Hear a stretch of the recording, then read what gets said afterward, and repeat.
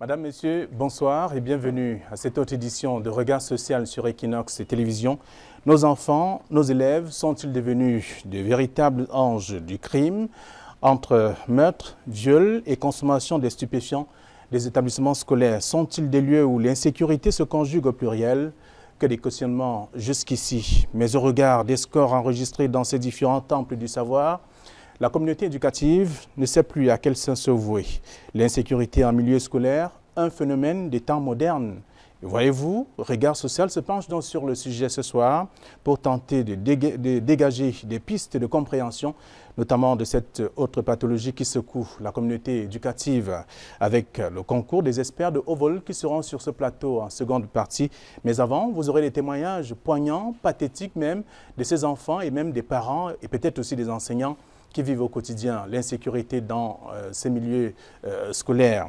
Donc, Madame, Messieurs, une fois encore, bonsoir et bienvenue à cette autre édition de Regard social.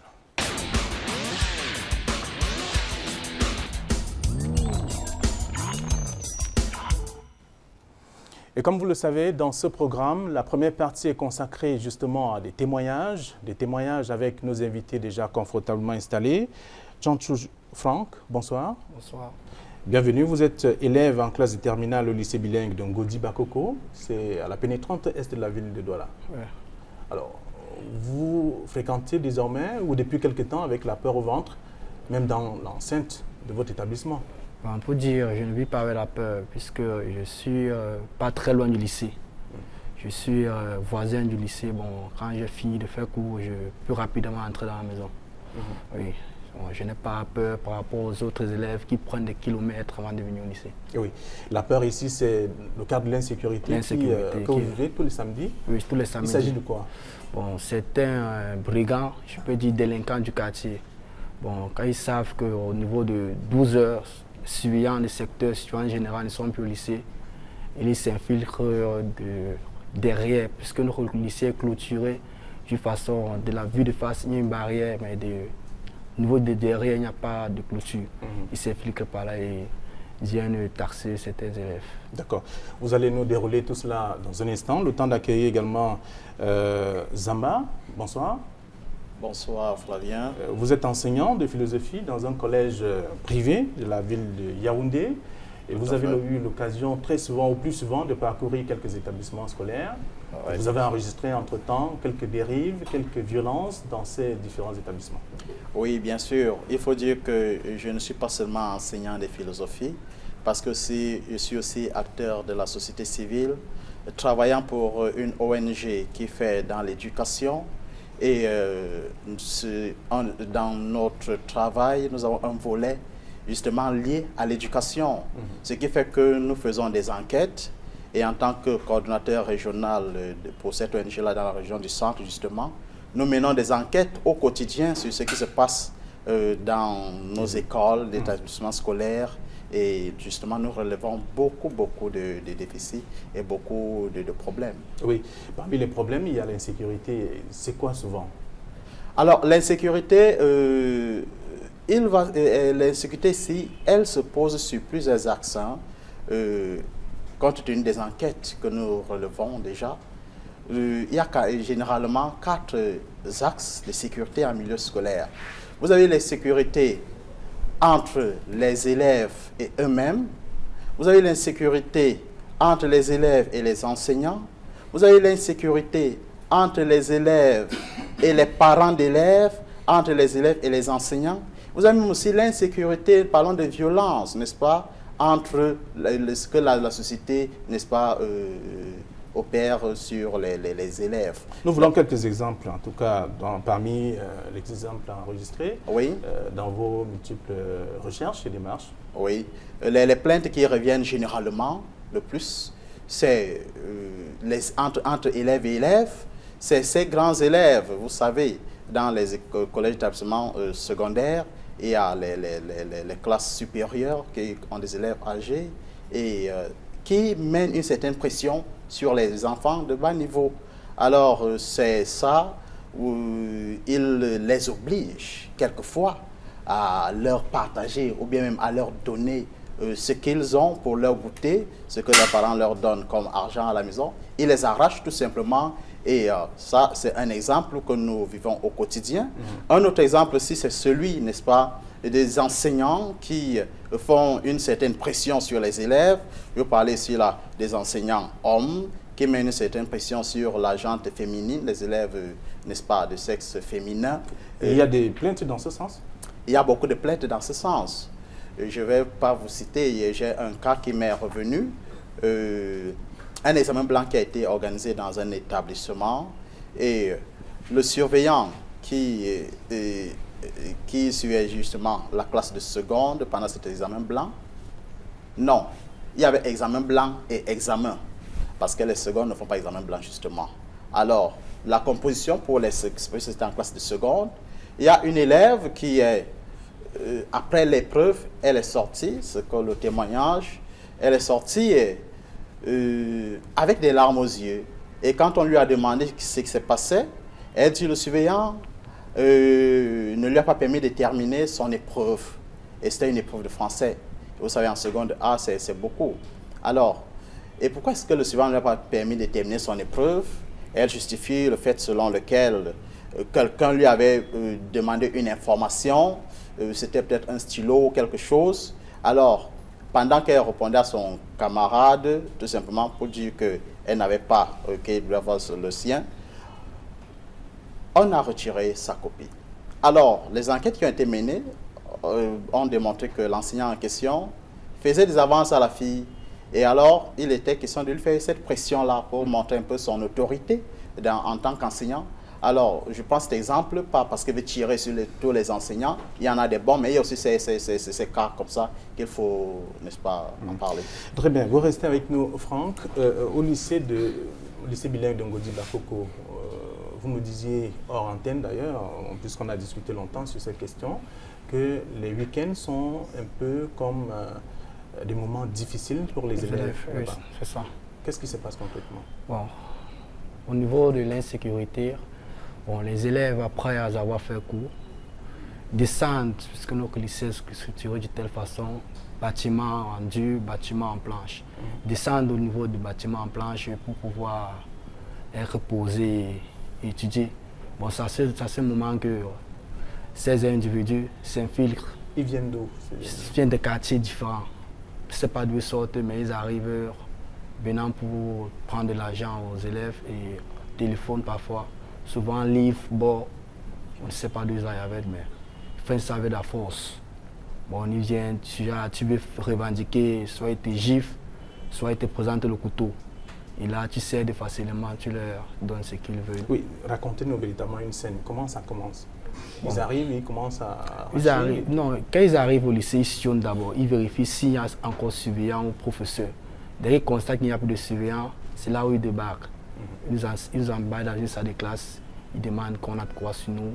On a des téléphones, on a de l'argent. Parfois, on leur dit que nous n'avons rien. Et quand nous disons que nous n'avons rien, ils commencent à nous menacer.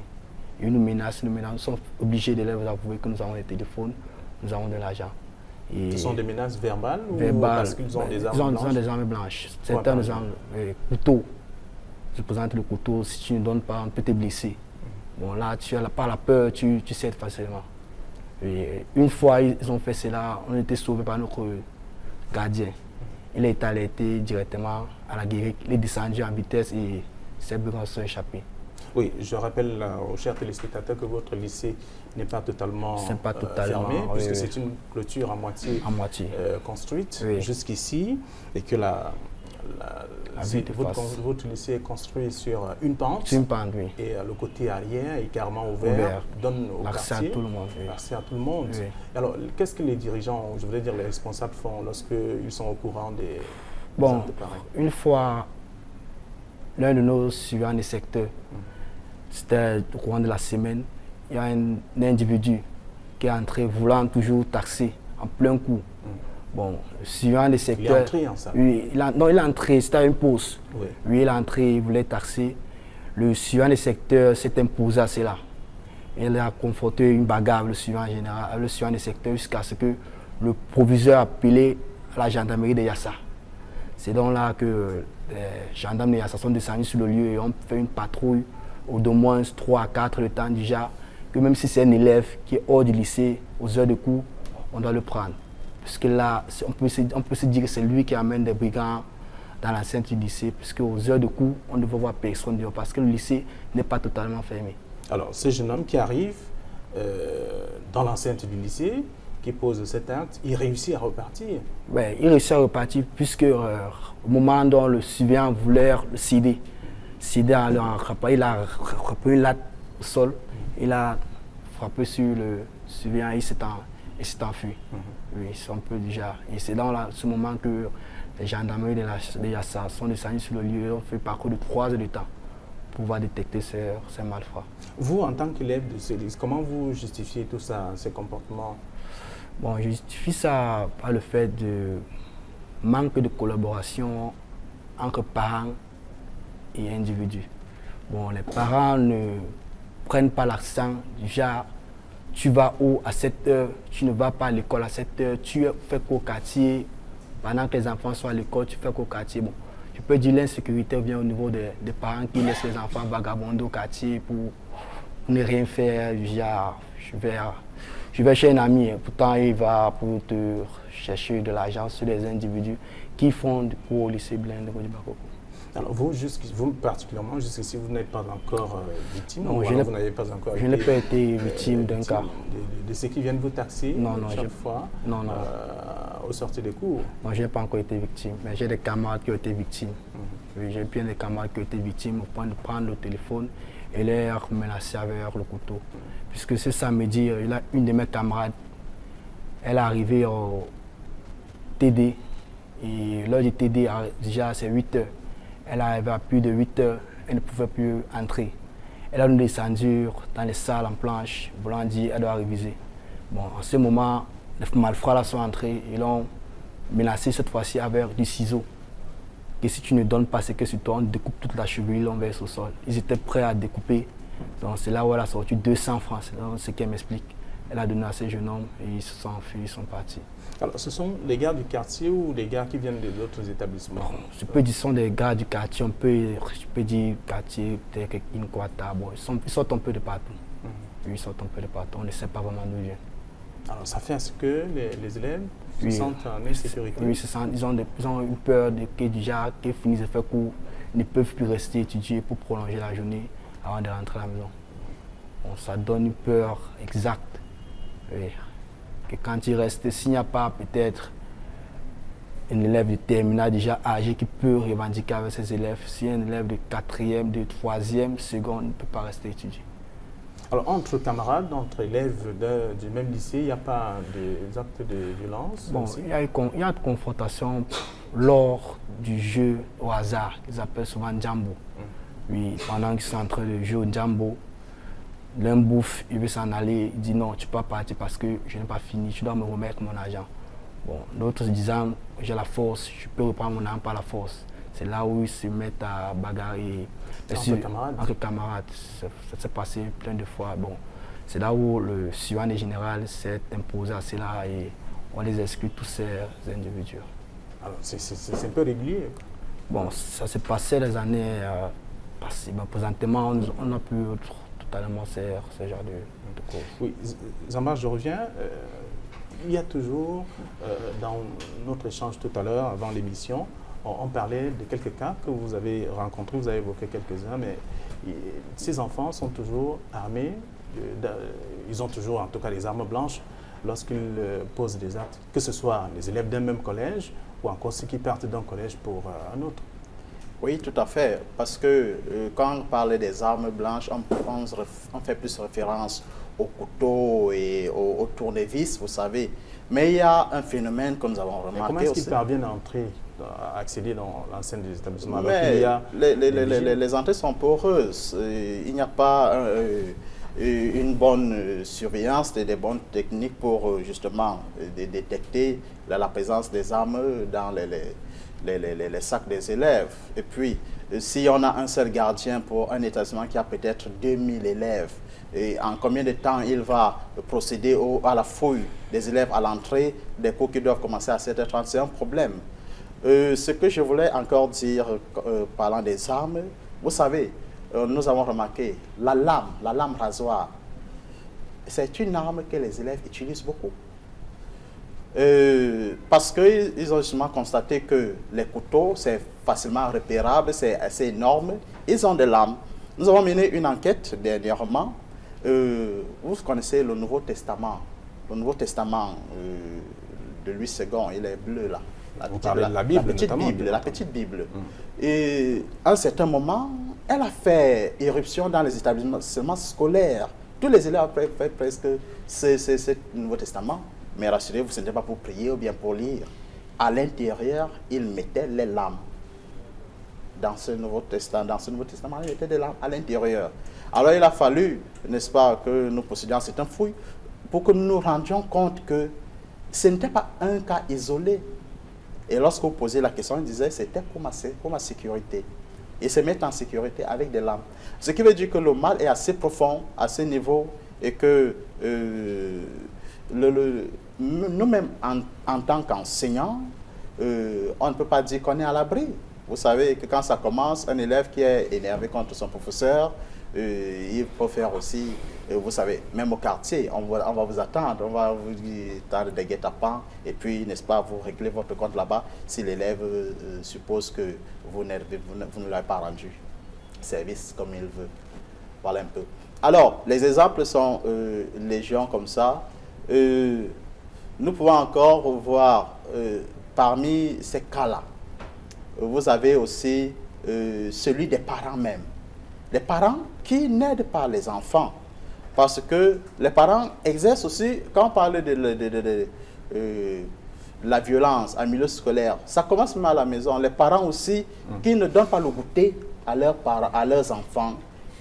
Par conséquent, ils sont obligés de faire une pression sur les autres, les plus petits à l'établissement. Donc, cette violence-là, moi, j'accuse aussi les parents. On n'est pas encore à l'analyse, bien sûr, mais ça fait partie des cas que nous relevons les conséquences, les causes, justement. Mais vous n'avez pas encore enregistré des morts, quand même, dans vos multiples recherches? Oui, non, pas de morts, mais on relève toujours des cas de blessures, c'est des cas de bagarres. C'est vrai qu'ils n'arrivent pas toujours à l'usage de ces armes-là.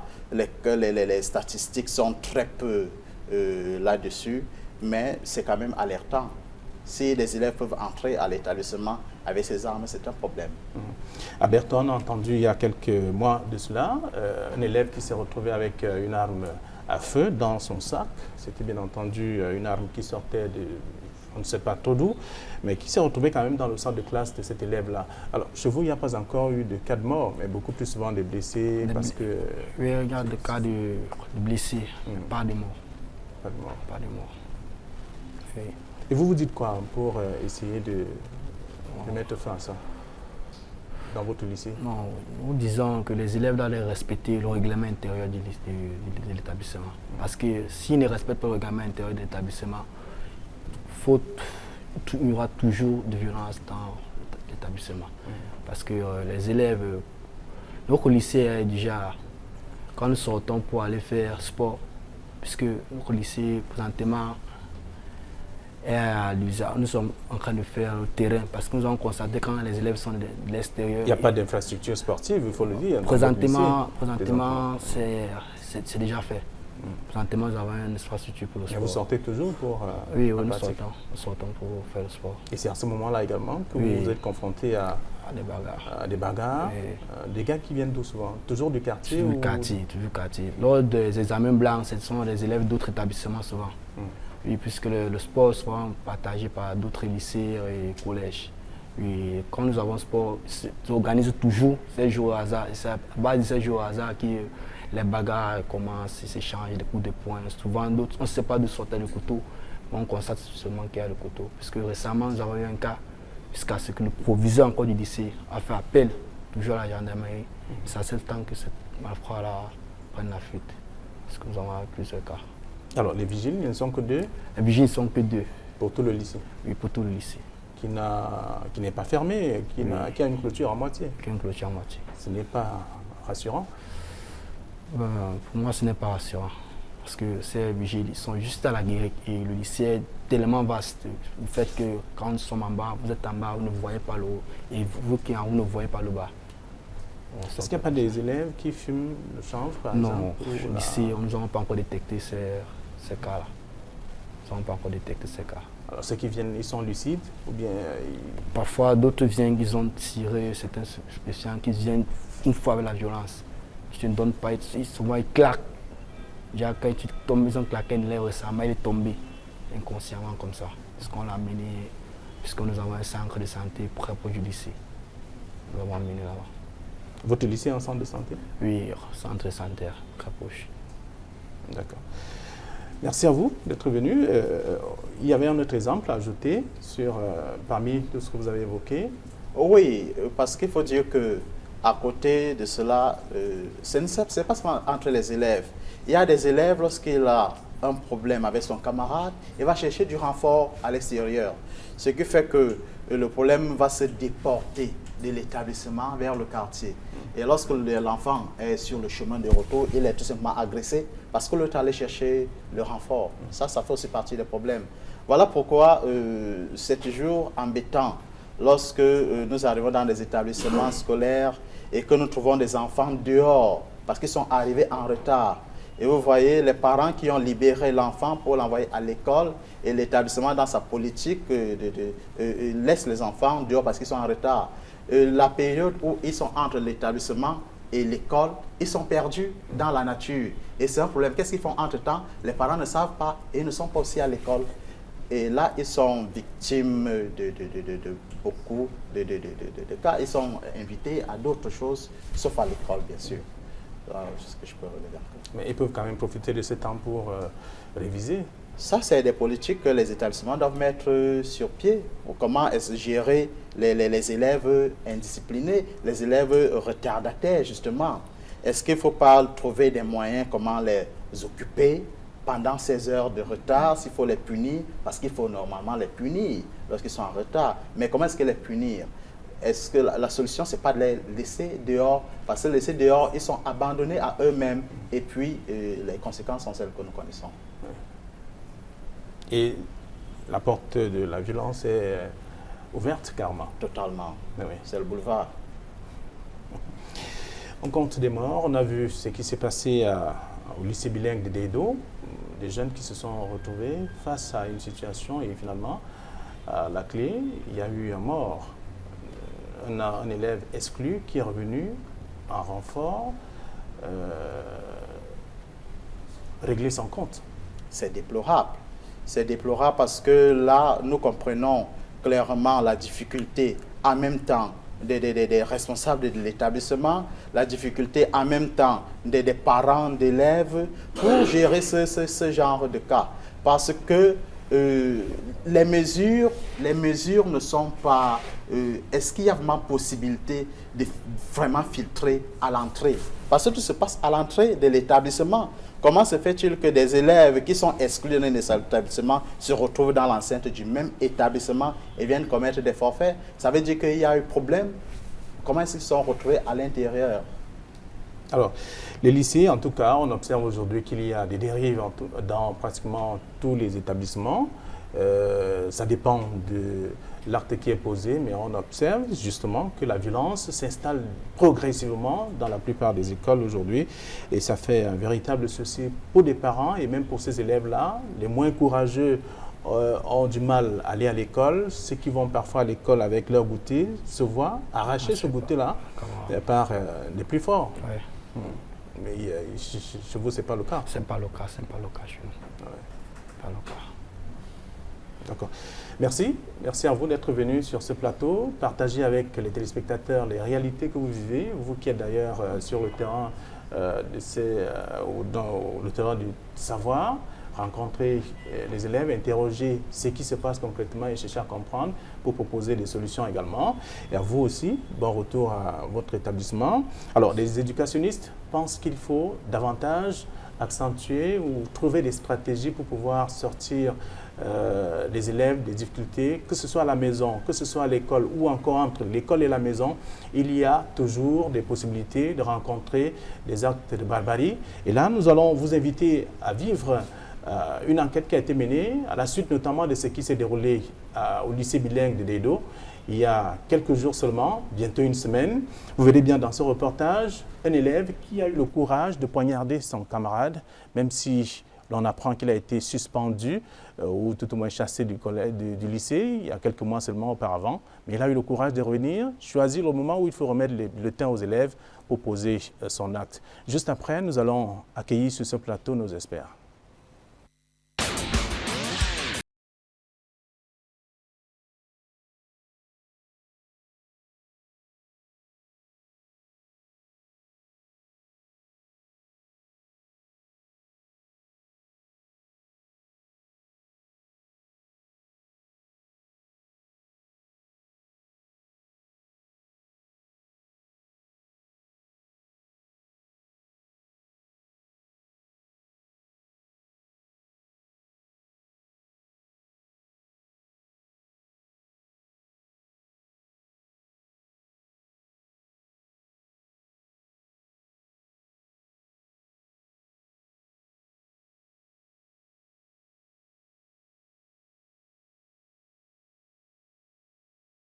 Ousmane Blérios, âgé de 18 ans, était élève en classe de seconde C au lycée bilingue de Deido. Il est bel et bien arrivé à l'école, mais lui-même ne savait pas que ce serait pour la dernière fois de sa vie. Car cette vie, c'est ici qu'il va la perdre à tout jamais. Un parmi le poignard, je ne sais pas encore qui passe, les enquêtes qui vont déterminer qui permet exactement le poignard. Ils ont commencé à blesser les camarades pour arracher leur téléphone. Malheureusement, ils ont mal blessé l'autre qui a passé de 2 vies à trépas. Tchanou Ousmane Blérios, après avoir reçu ce coup de poignard, est conduit d'urgence à l'hôpital de district de Deido. Le jeune élève, dans un sale état,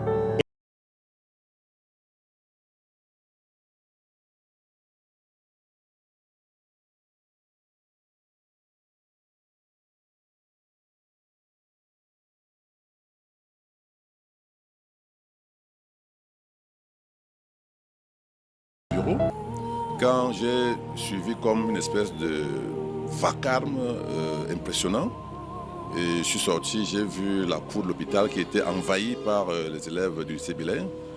Il a même fallu beaucoup de dextérité pour les vigiles qui étaient au portail pour qu'ils arrivent à bloquer, parce que pratiquement tout le lycée s'est déversé vers l'hôpital. Maintenant, quand on regarde, ils transportaient leurs camarades qui étaient pratiquement inanimés. Donc on a essayé de gérer, de les bloquer, de voir ce qui s'est passé. L'examen rapide de l'élève a montré qu'il était dans un état inanimé. Il était pâle, les conjonctives étaient réactives. Il avait une blessure, une plaie ouverte par arme blanche, juste sur le mamelon gauche, exactement à côté de la pointe.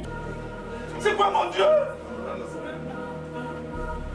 la situation est insupportable pour lui, qui a pourtant vu son fils. Ce matin, quand je sortais pour aller faire le sport, l'enfant était en train de s'apprêter pour aller prendre son bulletin. C'est tout à l'heure que j'entends qu'on a poignardé l'enfant. Il y a un de sa camarade de classe qui allait à la maison informer la ménagère qu'on a poignardé Blérios. Et la ménagère a appelé la dame.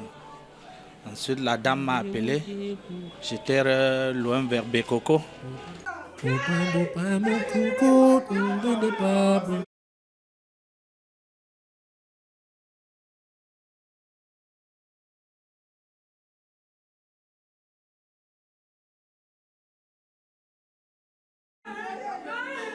Tchanou Ousmane Blérios était l'unique fils à ses parents. Ces derniers lui souhaitaient une belle carrière dans la médecine. Un rêve que caressait le jeune élève de la classe de seconde C, mais qui ne pourra malheureusement jamais réaliser. La délinquance en milieu scolaire a encore frappé. Et au lycée bilingue de Deido, la communauté... Oui, jadis, ils étaient les mieux lotis de la nation. On ne pouvait pas parler. La société joue son rôle et la famille joue son rôle. Peut-être que ce problème de violence va diminuer. Nous vivons dans un environnement où la violence est quotidienne. Ce qui se fait ces derniers temps, ce n'est que, j'ai envie de dire, l'aboutissement d'un très long processus où on laisse, les étapes sont brûlées, on voit, on ne dit rien. Il y a ce grand problème de la tolérance administrative. Tout est aujourd'hui toléré. Au niveau de l'établissement, où on va retrouver les débits de boissons, on va dire non, c'est la tolérance administrative.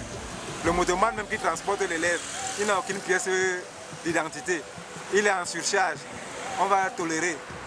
Et ainsi de suite. Toute cette tolérance administrative-là. Évoquer tous ces aspects-là, sans parler de la famille. Parce que c'est le premier socle de socialisation, comme on le dit. Mais aujourd'hui, le parent, la famille camerounaise est en crise. Tout le monde le sait. Et on sait qu'il y a de plus en plus de familles monoparentales. C'est-à-dire les mères au foyer, comme on les appelle communément. Une maman qui se retrouve avec 6 gosses. Elle n'a pas de mari, elle n'a pas un emploi stable. Il faut qu'elle se batte au quotidien pour faire bouillir la marmite. Forcément, c'est vrai qu'on va dire que ça ne la dédouane pas, mais forcément, elle sera plus occupée à trouver de quoi manger à ses enfants et de quoi les envoyer à l'école que de surveiller ce qu'ils font. Il y a de la famille. Il y a aussi l'apport extérieur qui joue énormément. Et à un moment, on avait cru que le gouvernement a pris en compte le problème, c'est-à-dire associer les parents et les éducateurs en élargissant les associations de parents d'élèves aux enseignants également, pour que les deux puissent se retrouver pour échanger, pour un meilleur suivi de l'élève. Mais qu'est-ce qui se passe? C'est que très souvent, ces associations-là deviennent les propriétés des clans qui s'intéressent à l'argent que ces associations-là génèrent.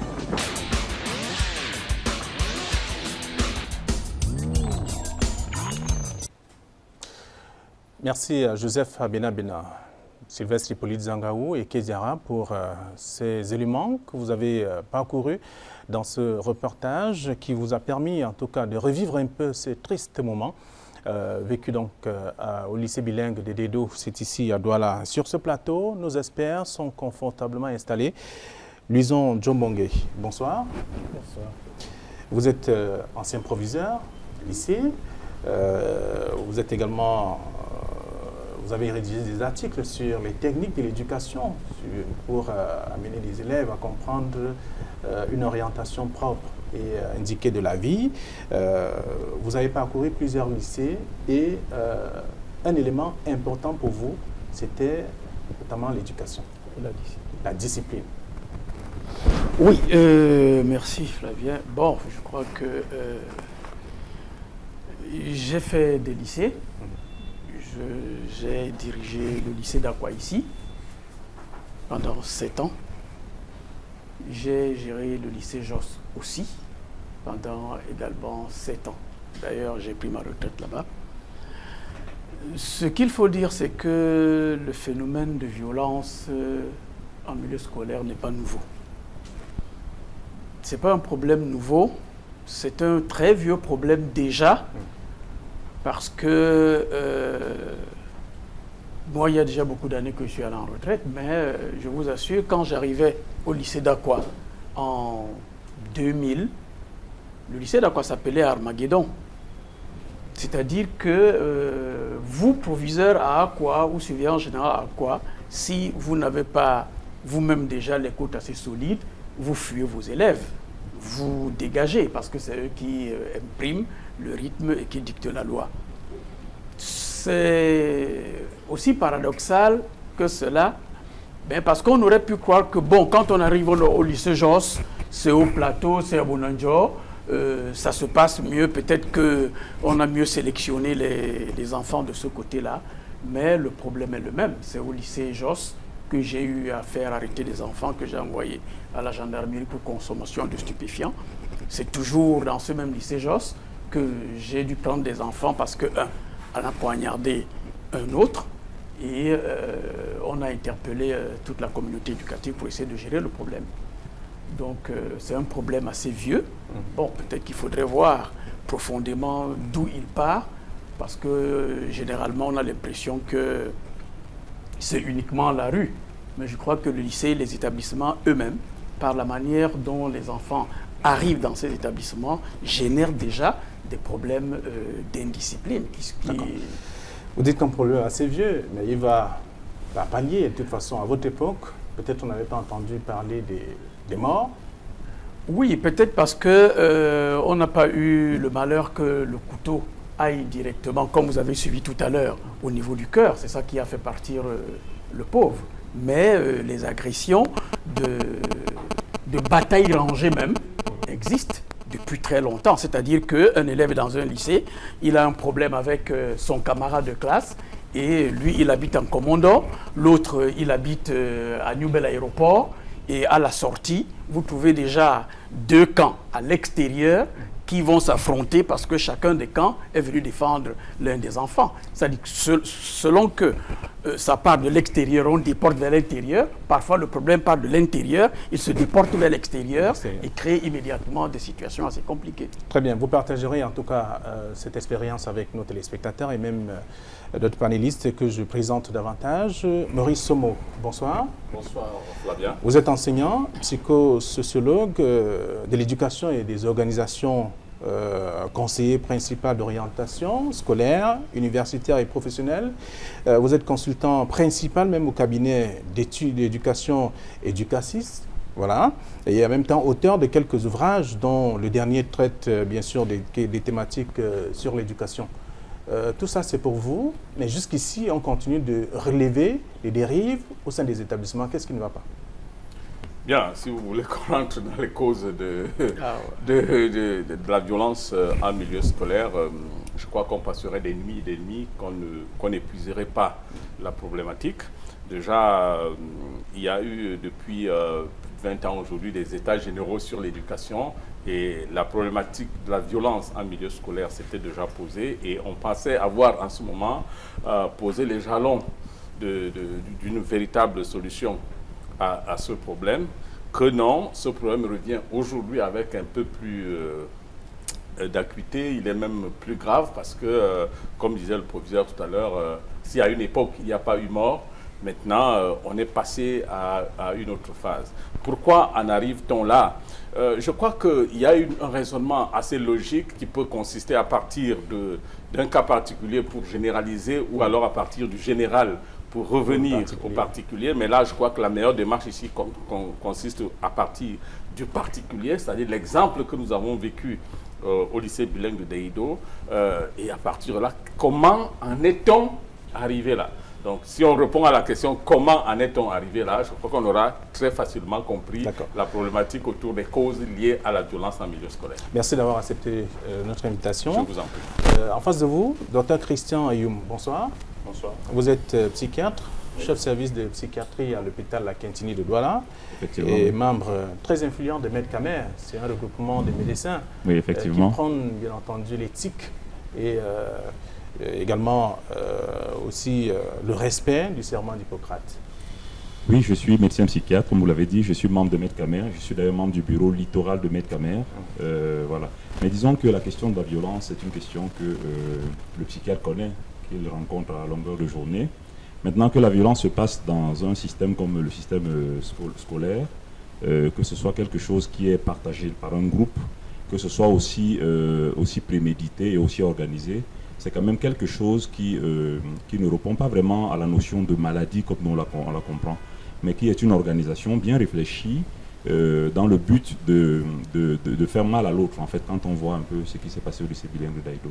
Donc je pense que le long de l'émission, j'aurai le plaisir d'en parler ici avec vous. Oui, juste avant de continuer, je voudrais vous demander si dans votre démarche de Medcamer, vous allez amener les médecins, le personnel médical à ne plus utiliser le téléphone dans les services.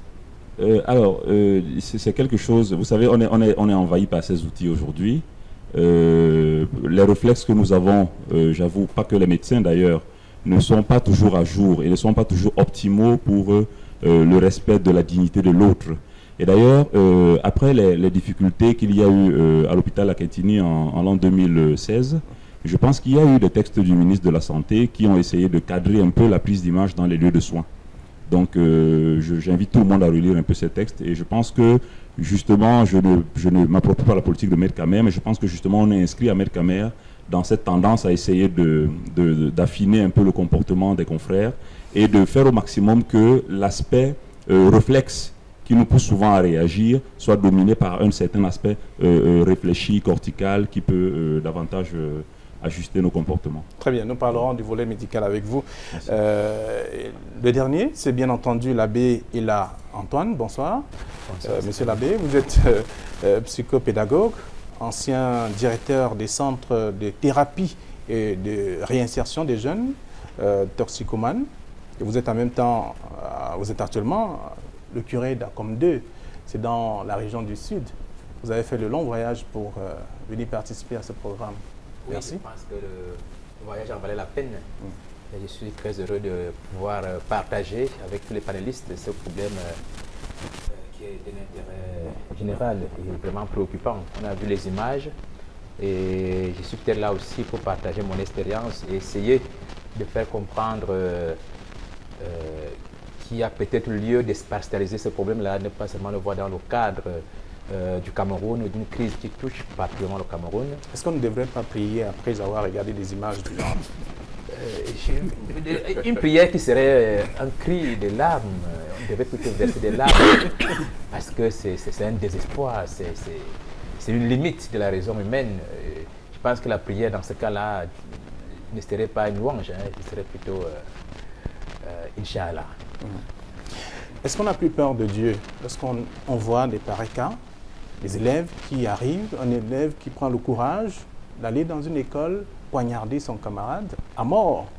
C'est comme si le diable s'était installé dans certains établissements. C'est vrai que je suis partagé à la fois en tant que scientifique et en tant que prêtre. Et peut-être que j'aurai au cours de ce partage passé de l'un à l'autre domaine. Mais en tant que psychopédagogue, il est intéressant pour nous de voir qu'est-ce que l'éducation apporte à un jeune, à un enfant. Et pourquoi est-ce qu'à un certain moment donné, il y a crise éducationnelle? C'est-à-dire à partir de quel moment l'éducation n'arrive plus à jouer son rôle dans le psychisme de l'enfant? C'est au menu en tout cas, mais la question... Je reviens donc sur ça vaut la peine quand même. Oui, ça vaut la peine, oui. Il faudrait dans ce cas voir ce qu'on appelle maintenant la mondialisation, qui est un système de pensée qui touche le monde entier. Ça veut dire quoi? Ça veut dire que ceux qui dirigent le monde actuellement ont décidé de mettre Dieu à la poubelle et de vouer un culte particulier à l'économie, c'est-à-dire à l'argent.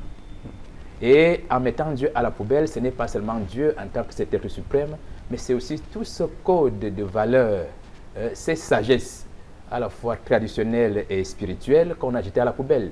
Ce qui fait qu'on est passé de l'éducation, qui est la formation de l'intelligence, de la raison, à l'information qui consiste à inculquer à l'enfant un certain nombre de savoirs, de conclusions. Et donc, on ne forme plus la personne. Alors, pour répondre à votre question, à partir du moment où on a donné la première place à l'argent et que Dieu n'a plus de place, normalement, le système s'évapore et s'effrite et on n'a plus quoi dire à l'enfant. Et l'enfant, qui est synonyme de fragilité, de vulnérabilité et donc aussi d'espérance, on n'a plus rien à lui communiquer. Alors, s'il n'y a plus Dieu, que reste-t-il à l'homme? S'il n'y a plus Dieu, est-ce qu'on peut encore faire rêver un jeune? De quoi? De quel monde? De l'argent, du téléphone. Et là, tout à l'heure, on va y revenir tout à l'heure, mais bon, mon frère parlait, et je chute par là, de la famille. Mais il y a une démission aussi de la famille qui est perdue dans le système. Parce qu'aujourd'hui, parce que c'est l'argent qui est mis à la première place, il faut donc à tout prix produire. Et les êtres humains, qui sont censés être des robots pour produire l'argent. Et on n'a plus le temps de s'occuper de l'individu. Et donc les enfants sont abandonnés à eux-mêmes. Et moi, je vais chuter par là. La barrière ne consiste pas à la mettre au niveau de l'école, à l'entrée de l'école, c'est au niveau de la famille, dedans. Très bien. Alors, Luson, je vous vois trop concentré à suivre le prêtre. Oui, je l'écoute avec beaucoup de plaisir, ça il faut le dire. Alors, où se trouve la base de l'éducation? La base de l'éducation, bon, j'ai failli aller ailleurs, où se trouve la base de l'indiscipline. Parce qu'en réalité, ce qui nous concerne beaucoup plus ici, c'est cette violence qui est l'expression même de l'indiscipline en milieu scolaire. Et je situe la base de l'indiscipline à plusieurs niveaux. Le premier niveau, c'est le recrutement lui-même dans l'établissement. Parce que les recrutements, vous allez être d'accord avec moi qu'à la rentrée scolaire, sur 100 enfants qui cherchent une place au lycée en chaque début d'année, 80 sont de mauvais élèves. Et quand je dis 80, je n'exagère pas. 80 sont de mauvais élèves. Ce sont les mauvais élèves qui font la transhumance scolaire d'un établissement à un autre, qui sont devenus des élèves des lycées, tout comme nous sommes des professeurs des lycées. Et ils vous le disent. Et quand ça vient d'un ancien proviseur, on devrait prendre avec beaucoup de sérieux. Oui, en fait, j'ai moi-même recruté. Je peux vous dire d'où part le problème. Le premier problème de l'indiscipline est dans le recrutement. Les enfants qui entrent en classe de 6e après des concours et qui suivent normalement leur parcours jusqu'en terminale sont généralement de bons élèves, ceux qui sont bien suivis. Les problèmes interviennent avec ceux qui entrent en cours de chemin et qui viennent de partout. Et pourquoi cela sont des problèmes? Parce que premièrement, M. l'abbé l'a dit tout à l'heure, c'est le parent. Parce que l'enfant est mauvais, c'est le parent qui va fabriquer des faux bulletins.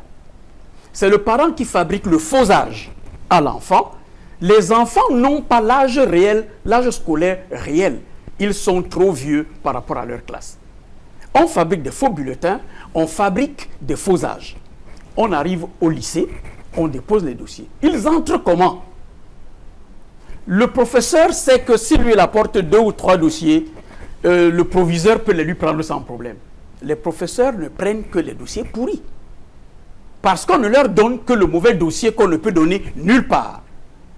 Donc les dossiers que les professeurs apportent d'une manière générale sont de mauvais dossiers. Alors, le fait de l'accepter, de les accepter, c'est être complice aussi. Oui, je vous dis d'où part d'abord le problème. Et deuxièmement, en dehors de ce que le professeur apporte, toutes les administrations sont devenues des centres de recrutement à la rentrée, dans les sous-préfectures, dans les régions, chez les gouverneurs. Partout, il y a des grandes listes où on dépose et on appelle le proviseur. C'est le courrier qui vient de la sous-préfecture, c'est le courrier qui vient de la région. Il est arrivé de constater que un élève exclu du lycée en classe de 3e en septembre se retrouve réinscrit dans le même lycée en classe de seconde à la rentrée prochaine. C'est des complicités qui s'établissent entre les parents et les forces négatives de recrutement que nous avons et qui sont installées partout dans la République. Pendant la rentrée scolaire, le recrutement devient un business dangereux par lequel tout le monde passe. Et c'est dans ce mauvais recrutement que nous avons tous ces mauvais enfants indisciplinés. Et on se retrouve avec les classes. Et on se retrouve non seulement avec les classes pléthoriques, mais on se retrouve avec de très mauvais éléments parce que ces enfants n'ont pas de niveau. Quand un enfant n'a pas de niveau, il y a 2 choses qu'il fait. Soit il dort, ça ne l'intéresse pas, soit il perturbe et il est violent. Voilà la réalité de l'indiscipline. Soit qu'il dort, soit qu'il perturbe. Il n'y a pas une autre chose qu'il va faire en classe. Le premier est quand vous arrivez en récréation, l'élève qui va tranquillement au petit marché, qui prend son bout de pain et qui rentre rapidement, c'est le bon élève. C'est ceux qui traînent là-bas, attendent le surveillant général pour qu'il aille d'abord leur demander de remonter vers les salles de classe. C'est les recrues. Et pour vous dire que la rue qui a envahi l'école, c'est la famille qui est dans la rue. C'est nous tous. Vous avez suivi un reportage là tout à l'heure, il faut dire les choses comme elles sont. L'enseignant est devenu le paria de la société, incapable de nourrir son enfant et tout. Conséquence, quand il va prendre ce dossier pourri qu'on lui donne, il demande quelque chose à côté. Et c'est parce qu'il veut ce quelque chose à côté qu'il va prendre ces mauvais dossiers. Quand le proviseur refuse, il est très méchant. On ne sait même pas pourquoi il nous refuse. Juste un cas. Il y a 500 élèves qu'il a recrutés. Juste les 2 cas du professeur, il ne les prend pas. Mais le problème de fond est là-bas. Très bien. Mais la base, c'est d'abord la famille. C'est le parent qui amène le délinquant dans l'établissement et tout commence par là et tout est gâté à ce niveau-là. Très bien. C'est un point de départ. Je crois qu'il y a encore beaucoup de choses à dire. Il y a vraiment des choses à dire de toute façon. Maurice Somon, l'enfant ne naît pas délinquant. Ah, pas du tout. C'est pour ça que j'ai demandé la base de l'éducation avant la délinquance, parce qu'il y a quand même que tout part de quelque part pour devenir délinquant, finalement. Oui. Vous savez, l'enfant qui arrive à l'école opère une transition entre le milieu familial, dans lequel sa personnalité est déjà structurée. Avant, les enfants arrivaient à l'école à 6 ans, c'est-à-dire qu'ils entraient à premier cran à 6 ans, donc c'était des êtres tout entièrement constitués et continuaient très logiquement ce processus. Bon, mais de plus en plus, ils sont très jeunes à arriver à l'école et donc forcément, parfois, la personnalité pour aborder cette nouvelle société la personnalité n'est pas totalement structurée, donc c'est un être extrêmement fragile qui est très accessible aux agressions qui sont créées par l'environnement scolaire dans lequel il est arrivé. Donc, on peut penser que si l'enfant a intégré un certain nombre de normes sociales, notamment celles qui consistent à lui dire que certains actes dans la société sont prohibés, il est un être résistant aux tentations que lui offre l'environnement scolaire, à l'appâtement dont il est victime tout au long de son parcours de l'école à la maison. Voilà la première chose qu'il faut dire. Bon, la deuxième chose, je vais aller à la suite de ce que le proviseur a dit tout à l'heure. Pour aller un peu plus loin, je comprends la posture du proviseur qui ne peut dire que ce qu'il a vécu est quelque part essayer de dédouaner, si vous voulez, la responsabilité des éducateurs que nous sommes dans, pas qu'il a dédouané, mais non, pas dédouané, mais au moins qu'il relativise, qu'il relativise cela. Je vais partir d'un point précis, l'événement qui s'est passé au lycée bilingue de Deido. Il y a un détail très important, mais sur lequel les gens passent très facilement. On vous dit que c'est un enfant exclu qui est revenu. Ça, c'est un détail fondamental. C'est le détail le plus important. Qu'est-ce qu'un enfant exclu d'un lycée? Un enfant exclu, c'est un enfant qui a été rejeté du système. Alors, lorsqu'il est rejeté du système, comment est-ce qu'il intègre cela? Comment il vit cela? Comment est-ce qu'il perçoit cela? Pour lui, il fait ce qu'on pourrait appeler en psychologie une forme d'attribution causale. C'est-à-dire que ce n'est pas lui qui est la cause de son renvoi, c'est les éducateurs, les enseignants, l'administration de l'établissement et dans une certaine mesure, ses camarades qui en sont les responsables. Alors, une fois parti à la maison, déjà, c'est le lycée qui est le plus apte à exclure parce que le lycée applique très facilement la réglementation dans la plupart des collèges privés. Même si l'enfant est un renégat, on fait tout pour essayer, pas tous les collèges privés bien sûr, mais la majorité, ouais, c'est-à-dire qu'on fait tout pour retenir, même si c'est un client potentiel, merci monsieur le proviseur, c'est un client potentiel, donc on fait tout pour le retenir là-bas. Mais dans les lycées, on va appliquer rigoureusement, n'est-ce pas, le règlement intérieur, on le met à l'extérieur. Quand on le met à l'extérieur, une fois qu'il est arrivé à la maison, qu'est-ce que les parents en font? Les parents, s'ils n'ont pas les moyens de l'inscrire dans un autre lycée, ce qui ne devrait pas l'être parce que le dossier est mauvais, ils vont donc l'amener dans un collège privé. Mais là encore, c'est mauvais parce qu'ils n'ont pas l'argent pour payer la scolarité et la pension relative à ça. Alors, qu'est-ce qu'on fait? C'est un enfant qui parfois ne fréquente plus, ne va plus à l'école, et une fois dans cette posture, il commence à développer une haine et une vengeance. Cette vengeance, comment va-t-il l'appliquer? Il va être une belle recrue de l'ensemble des gangs qui se sont constitués autour des campus scolaires. Donc très facilement, ils vont le prendre, non pas seulement pour servir de tremplin ou de passerelle, pour arnaquer, pour racketter les autres, mais également pour permettre d'assouvir la vengeance qu'il nourrit en lui. Donc forcément, tous les ingrédients sont réunis, c'est un véritable cocktail Molotov, si vous voulez, pour un enfant qui est exclu d'un lycée, qui peut exploser à tous les coups. Vous allez donc voir que, et le proviseur va le confirmer, dans la majorité des agressions que l'on a, c'est vrai que c'est les anciens élèves exclus qui vont revenir les perpétrer et ils vont être d'abord formatés au niveau de la rue et vont définitivement se déporter à l'intérieur du lycée pour poser cet acte. Parce qu'il faut une dose de courage. Il faut un formatage, une formation particulière pour opérer ce qu'on appelle en psychologie le passage à l'acte. Parce que pour prendre un couteau et le planter dans le corps de son camarade, à ce moment précis, le conditionnement psychologique préalable est extrêmement fort et il se fait dans la rue, attisé en cela par l'ensemble des choses que nous connaissons, le tramol, les cigarettes, les drogues, ainsi de suite, ainsi de suite.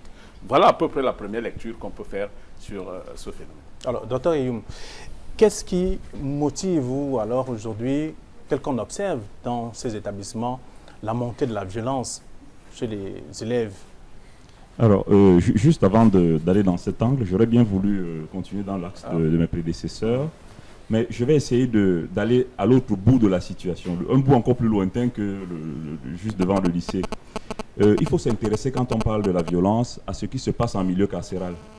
Et moi, j'ai de la chance parce qu'il m'arrive à peu près quelques fois, plusieurs fois par mois, de recevoir des gens qui viennent de la prison de New-Bell en particulier. Et en travaillant avec ces gens, et pas tous, mais en travaillant avec la majorité de ces gens, au minimum dans les prisons dans le monde, 70% des gens présentent une personnalité antisociale. Alors, la personnalité antisociale, la personnalité globalement, c'est le caractère d'un individu, ce qu'il fait tous les jours, et le tempérament de cet individu, c'est-à-dire que sa réaction quand il est mis à l'épreuve. Voilà. Donc maintenant, moi je voulais revenir un peu à ce que disait monsieur le proviseur, c'est-à-dire que l'élève qui va traîner dans la cour, celui qui ne va pas suivre le cours. Mais moi, la question que je me pose quand même, monsieur le proviseur, c'est est-ce qu'il n'y a pas des gens qui ne sont pas capables de suivre le système tel qu'il est conçu dans le monde aujourd'hui, le système d'éducation? C'est ça la question qui me venait pendant que vous parliez. Je m'explique un peu. La question est simple, c'est-à-dire que est-ce que finalement, tout le monde est capable de rester 4 heures dans une salle de classe sans vouloir en sortir? Est-ce que tout le monde, naturellement, est capable de suivre un cours qui n'est pas intéressant parce qu'on n'aime pas les mathématiques? On ne les aime pas parce qu'on ne les aime pas. Parce que j'ai vu dans des familles qui a 4 enfants qui réussissent, des mêmes parents, parce qu'on accuse bien les familles, mais il y en a un là qui n'arrive pas à réussir. Est-ce que lui qui est le 3e ou le 4e enfant est simplement méchant et ne veut pas apprendre? Ou alors ne voit pas l'intérêt d'écouter les parents alors que les 4 autres l'ont fait? Ou est-ce qu'on peut dire qu'il y a des gens quand même spéciaux, assez particuliers, qui ont du mal à absorber l'éducation parentale et ainsi à la reproduire? Alors ces gens parfois se retrouvent, comme disait monsieur, au banc de la société, sans un autre système qui arrive à les récupérer, à les aider et à les remettre dans la circulation. Et du coup, les parents vont se retrouver en train de déambuler. Donc, du coup, moi je me dis, on peut être dans l'idée d'accuser et de trouver qui est le coupable, mais il y a peut-être des gens aussi, il faut peut-être qu'on interroge le système en lui-même, même s'il marchait bien. Peut-être que finalement, il faut un système en plus de celui-là qui va récupérer tous ces gens-là en difficulté et qui va les accompagner. Ou alors, il faut au minimum une communication entre les systèmes aidants.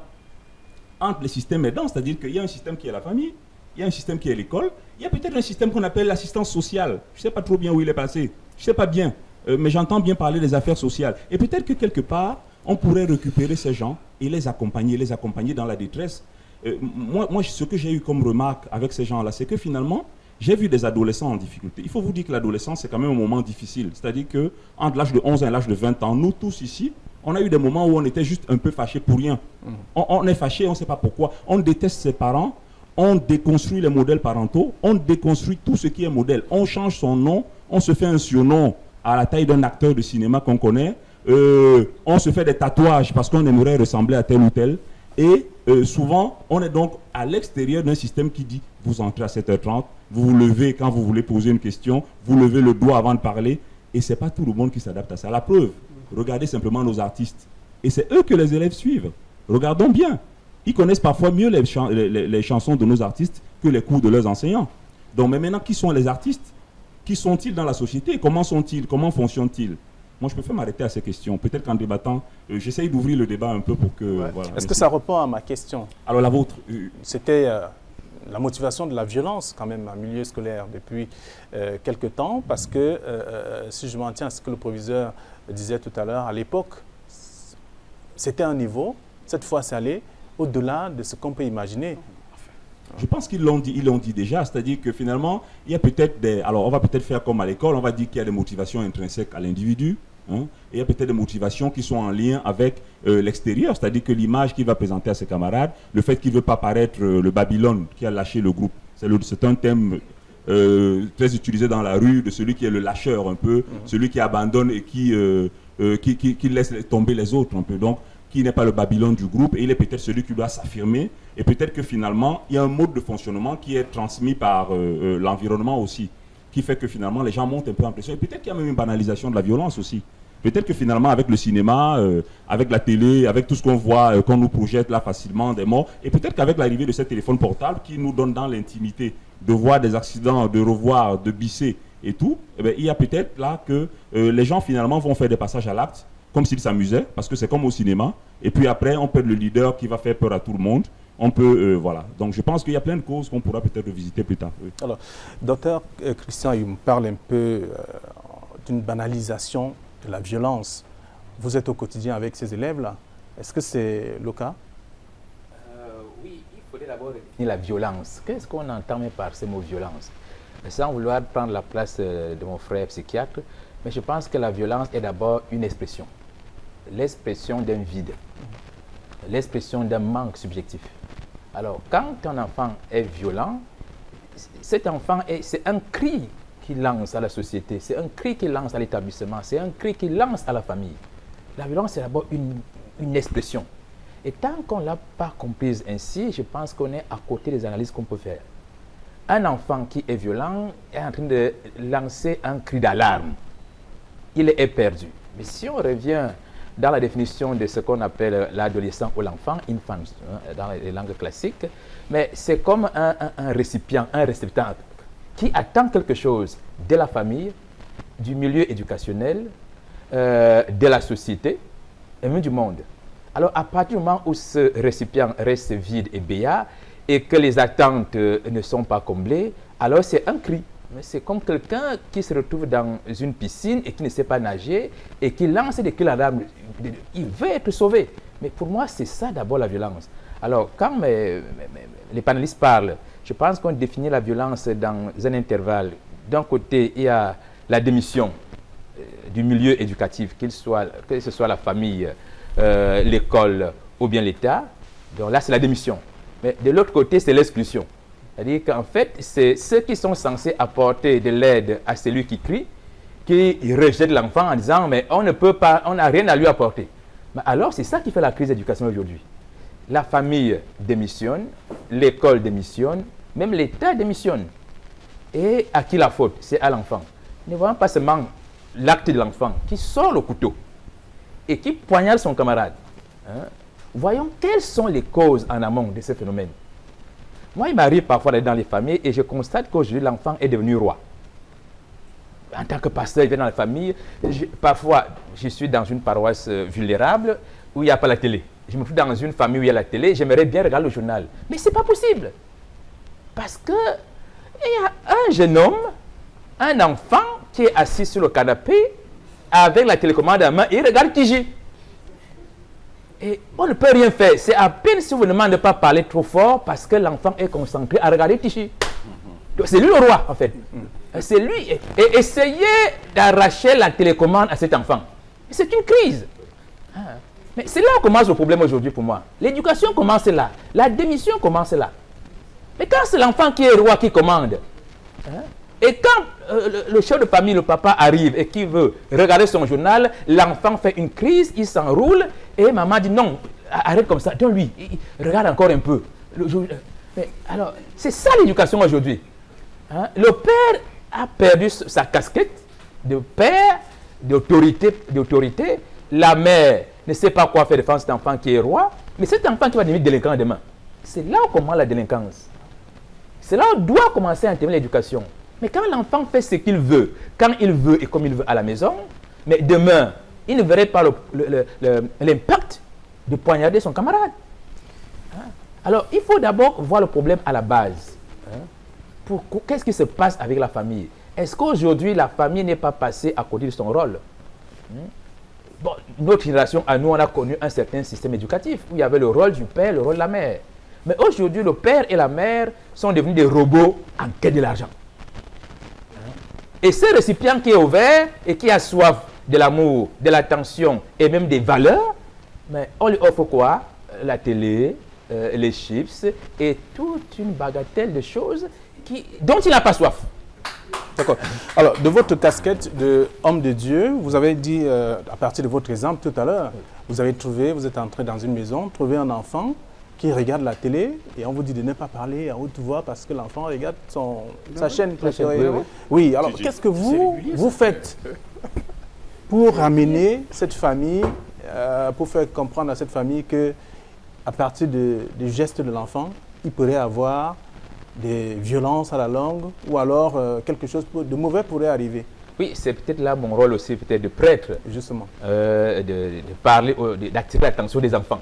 De voir que cet enfant occupe peut-être une place qu'il ne mérite pas. Et les accompagner pour comprendre d'abord le rôle. Parce que la mère va te dire, mon père, qu'est-ce que vous voulez que je fasse? Je suis en train de faire le repas du soir. Je ne vais pas m'occuper de l'enfant. Donc, comment occuper mon enfant? Il regarde la télé, il ne dérange personne. Voilà un problème. Alors on va dire, mais tu pourrais peut-être prendre l'enfant et l'amener à la cuisine. Et tu pourrais, en même temps que tu prépares, apprendre un certain nombre de choses à l'enfant. Le papa qui est là, qui a d'autres choses à faire, bon, peut-être si c'est soit il regarde la télé, ceux qui fument, il va s'asseoir dehors, il fume, mais la plupart des parents, on sait ce que c'est pas aujourd'hui. Le parent qui vit dans un monde stressant au niveau professionnel ne va pas immédiatement rentrer à la maison. Il faut une bouffée. Alors il va s'asseoir d'abord au bar, prendre une bière, et il va arriver à la maison déjà dans des conditions qu'on connaît. Ce n'est pas lui qui va s'occuper de l'enfant. Alors l'enfant se retrouve dans un vide. Alors notre devoir à nous, c'est aussi d'accompagner ses parents pour que dans le cadre de la famille, la mère soit à sa place, le père soit à sa place. On a vécu dans notre enfance, la maman allait au champ et l'enfant était attaché au dos. Peut-être que l'enfant dormait, mais il se sentait en sécurité sur le dos de sa mère. Mais la télécommande, la télé ne donne pas cette sécurité à l'enfant. Le psychiatre peut nous expliquer ce phénomène-là. Très bien. On vous dira que c'était la vieille époque, docteur Eyoum. Oui, mais les fondamentaux ne changeront pas. C'est là que M. l'abbé a raison, les fondamentaux ne changeront pas. C'était peut-être la vieille époque, c'est peut-être la forme qui va changer, mais le fond est le même. Il faut évidemment, moi j'ai bien aimé le mot sécurité. Cette sécurité-là, l'enfant en a besoin parce que, juste à titre de commentaire, les enfants qui sont abandonnés entre guillemets, c'est-à-dire qui sont négligés entre guillemets, en bas âge, avant l'âge de 2 ans, ben, ça se termine très très mal après l'âge de 15 ans, entre 15 et 20 ans. Il y a quelque chose qui apparaît qu'on appelle souvent personnalité borderline.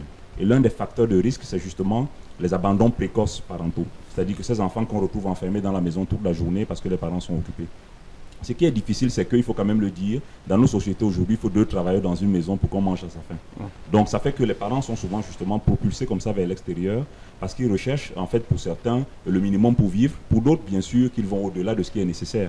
Donc maintenant, après, le but, c'est d'arriver à trouver des outils qui vont essayer de remplacer, sans que ce ne soit des choses aussi, comme le dit bien M. l'abbé, sans que ce soit des choses aussi impersonnelles qu'une télé, qu'une télécommande ou qu'un jeu vidéo ou des choses comme ça. C'est important ce temps d'activité conjointe. C'est là qu'on transmet ce qu'on a appris soi-même et qu'on n'a pas appris à l'école. Parce qu'il y a des choses qu'on fait dans nos vies qu'on n'a pas nécessairement apprises à l'école et que l'école ne va jamais enseigner. Des attitudes, des façons de faire, des croyances même. Et ça se transmet dans les activités conjointes, dans la présence. Écoutez, donnez une bière de 1000 francs à un enfant, donnez-lui une pièce de 100 francs. Il ne va pas distinguer. Mais donnez-lui une absence, une présence, vous allez voir qu'il va distinguer les deux. Oui. Alors, oui. Monsieur le Président, vous voulez... Oui, c'est vrai que je voulais aller un peu dans ce sens. Tout à l'heure, mon collègue parlait du moment où on commence l'école. Il y a une fragilité réelle aujourd'hui parce que l'enfant commence l'école très tôt, juste parce que les parents veulent s'en débarrasser. Absolument. Les parents veulent s'en débarrasser très tôt. Il y a les crèches et autres. Oui, on le met très rapidement dans une crèche. Cet enfant grandit sans avoir eu l'affection de sa mère ni l'affection du père. Or, nous sommes allés à l'école, quand il fallait aller à la CIL, il fallait avoir 6 ans. À 6 ans, un enfant a eu le temps d'avoir des réflexes de ses parents. On lui a déjà appris que la route est dangereuse. Il sait comment il traverse la route, il va à l'école tout seul. Il est plus résistant à un certain nombre de choses qu'il rencontre dans la rue. Et beaucoup de pression. On lui a déjà appris où sont certains intérêts mais surtout, on lui a appris la norme à la maison.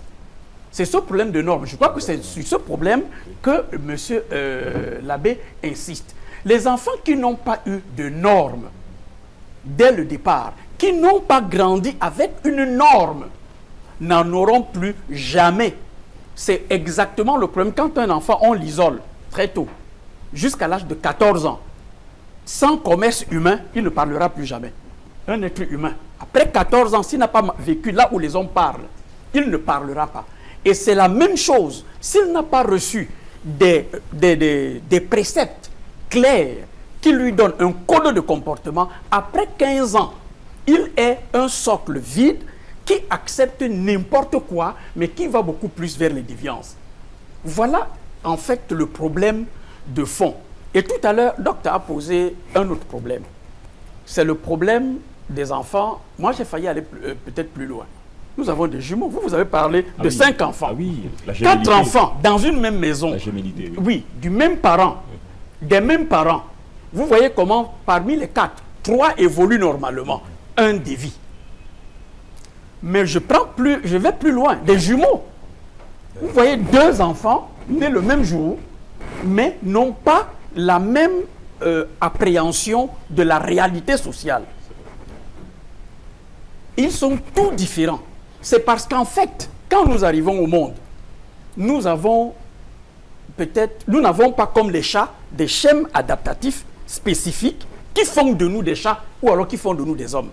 On arrive vraiment, nous sommes des virtualités, des êtres en devenir. Et chacun, selon sa sensibilité, va aller dans une certaine direction. Et c'est pour cela que le psychiatre l'a dit tout à l'heure. Non, il a même posé une question. Comment se fait-il que certains, pendant la récréation, en fait, en classe même, il y a certains qui, au bout le cours c'est 2 heures, au bout d'1 heure assis, ils ne supportent plus d'être là. Ils voudraient être ailleurs. À la limite même, il a envie, il vous dit qu'il va aux toilettes. Parce qu'il doit se lever et partir. Aux toilettes, il n'a même rien à faire. Il n'a rien à faire aux toilettes. Il sort parce qu'il ne va plus rester là. Donc, il y en a certains qui, naturellement, n'ont pas ces capacités à résister, à subir même l'éducation ou la formation qu'on lui donne dans les temps impartis. Alors, le problème que nous avons souvent, c'est que les parents en face, lui, il est conseiller d'orientation, mon collègue. Ça, c'est leur travail.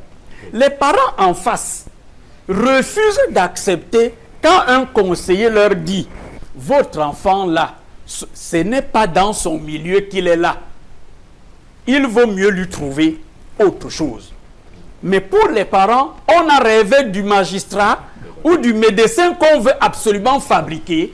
C'est à ce moment-là que le parent, lui, il va vous chercher de nouveaux bulletins, de nouveaux âges pour l'amener ailleurs. Parce que les gens là embêtent. Ils veulent simplement exclure leur enfant alors que le rêve, c'est qu'il soit aussi ingénieur comme l'aîné. Et le plus souvent, c'est les derniers qui ont plus ces problèmes.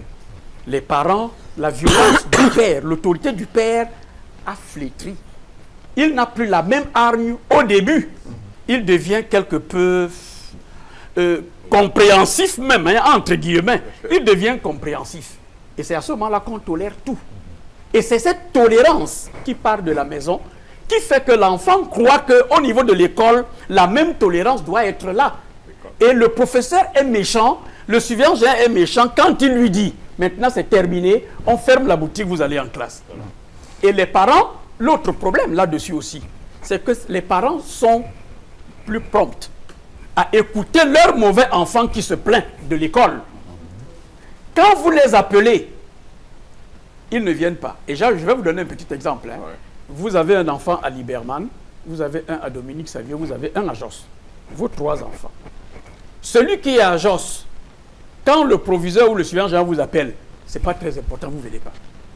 Mais quand c'est celui qui est à Liberman, à 7 h du matin, le parent est déjà là, il attend. Ouais. C'est-à-dire que même le parent commence à créer une discrimination et des normes de supériorité dans la formation de ses propres enfants. Celui qui est à Liberman, c'est bon, ça va. Celui qui est là-bas, je peux aller après, même si je n'y vais pas, il n'y a pas de souci. Moi, je crois que l'indiscipline et toute cette violence partent de tous ces facteurs.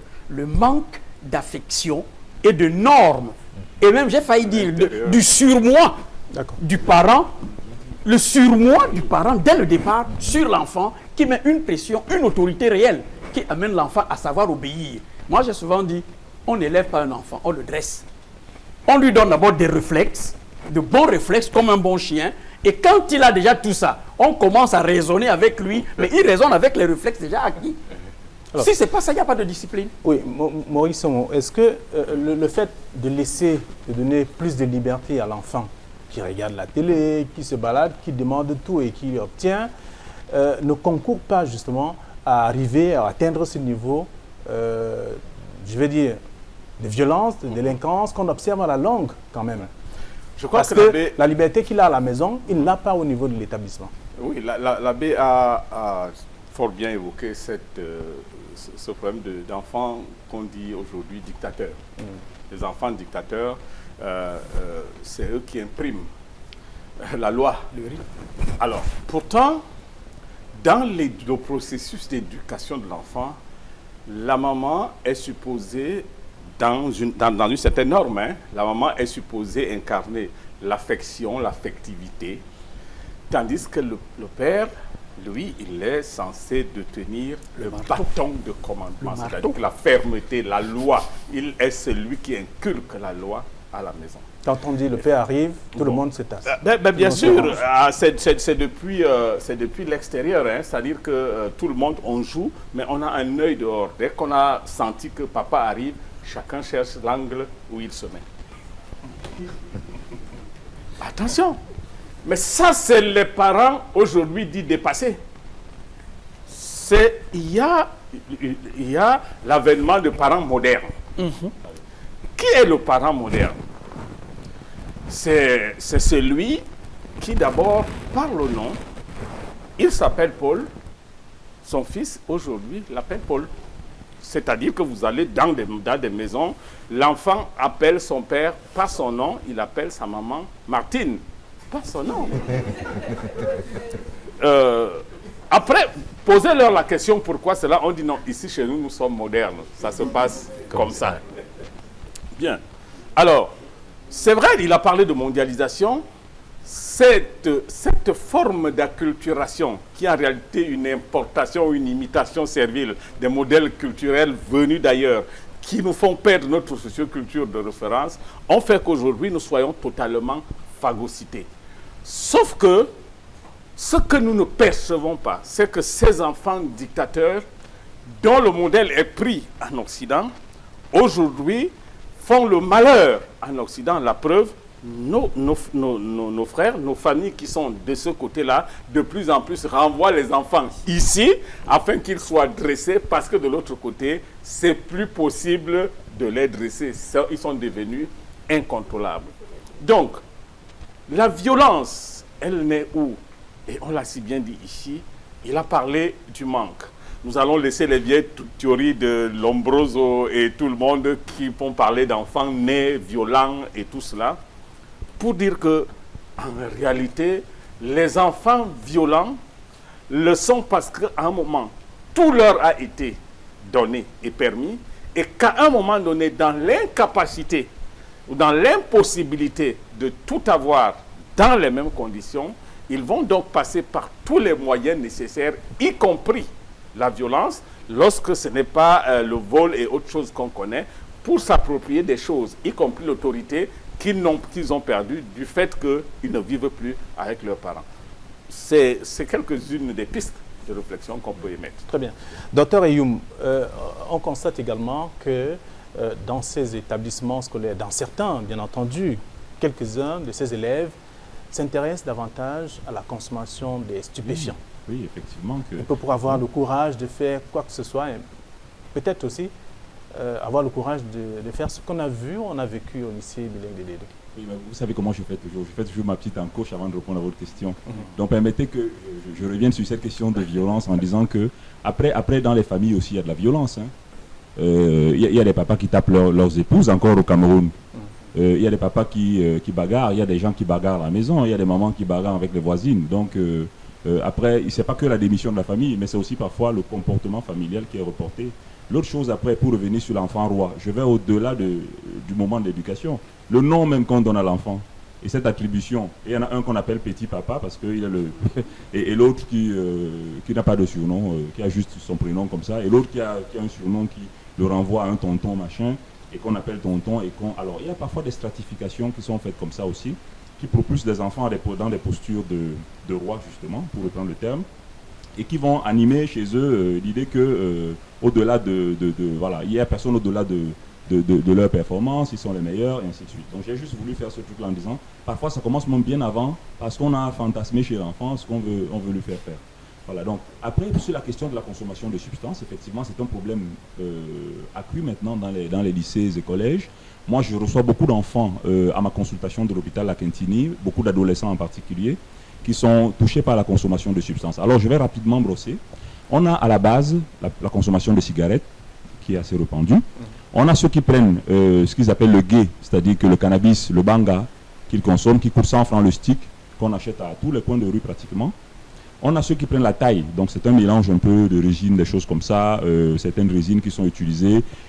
Ça dépend des coins qui coûtent entre 1000 francs et 1500 francs, ça dépend, voilà. Et puis la dose, encore faut-il en prendre 2 à 3 pour pouvoir être satisfaire, selon les gens. Et puis il y a le caillou qui est au-dessus de l'échelle. Hein. Le caillou, c'est des dérivés de cocaïne un peu mal famés qui sont transformés comme ça, pris comme ça à la pipe et tout. Voilà, donc ça devient dangereux. Quand on atteint la cocaïne, ça devient dangereux. Parce que là, pour se fournir cette dose, dans les quartiers où c'est le moins cher, ça coûte 1000 francs CFA au Cameroun. Sinon, ça peut jusqu'à 4-5 000 francs la dose. Et s'il en faut 1-2 par jour, donc il faut voler les fers à repasser, voler la télé, voler tout ça pour vendre.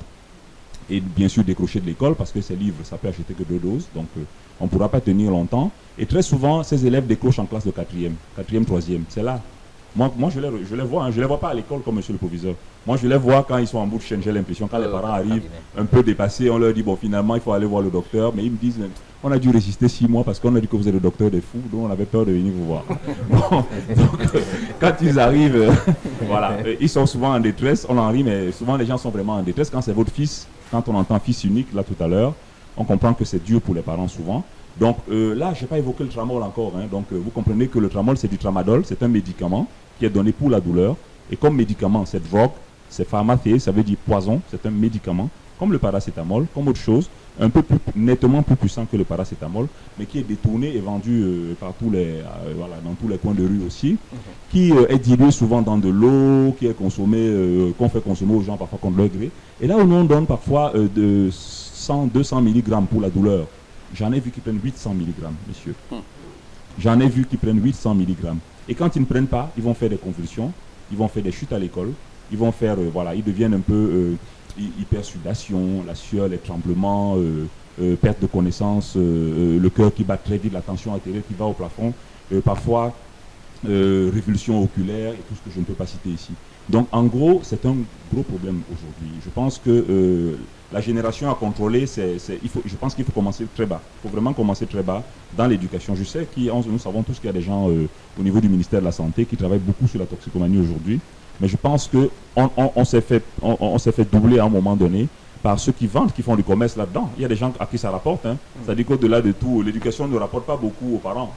C'est juste de l'espoir qu'ils ont. Mais il y a des gens qui vendent du tramadol voilà, qui se font des millions à travers ça. Je pense qu'il y a un très gros travail à faire avant qu'il ne soit tard. Alors une fois, il y a un proviseur de la ville de Douala qui a exclu pratiquement une vingtaine d'élèves que j'ai reçus, ça c'est en 2017. J'ai reçu 1, et puis 2, et puis 3. Alors on avait retrouvé un réseau, parce qu'il y a des réseaux dans le lycée même. Des gens qui vendent, il y a des réseaux qui se protègent, il y a des bagarres entre les réseaux, il y a des zones de commerce protégées, ainsi de suite. Voilà, donc voilà, ça c'est pour évoquer un peu la question de la drogue. Alors monsieur l'abbé, puisqu'on parle de la drogue, vous êtes dans le système, comme qui dirait, quand je dis dans le système, ça veut dire que vous amenez les gens à comprendre que c'est du mauvais, il faut sortir de là. Oui. Pas seulement dans le système comme vous l'évoquez là, mais j'ai aussi pendant une quinzaine d'années dirigé des centres de réinsertion des jeunes toxicomanes en Europe et même en Amérique latine. Et la question qui me pose toujours, il y a 2 questions par rapport au phénomène de la drogue relativement aux adolescents. La première question, mais qu'est-ce que les jeunes cherchent à travers la drogue? Pour moi, c'est une question très importante. Je reviens juste sur la question sur sur ces vides existentiels qu'on cherche à combler par des substances et non pas des valeurs, comme autrefois. La deuxième question, mais d'où viennent ces drogues? Il y a peut-être là, on voit les jeunes qui sont violents, qui se droguent, mais ils ne fabriquent pas de drogue. Hein. Est-ce qu'on n'est pas dans un système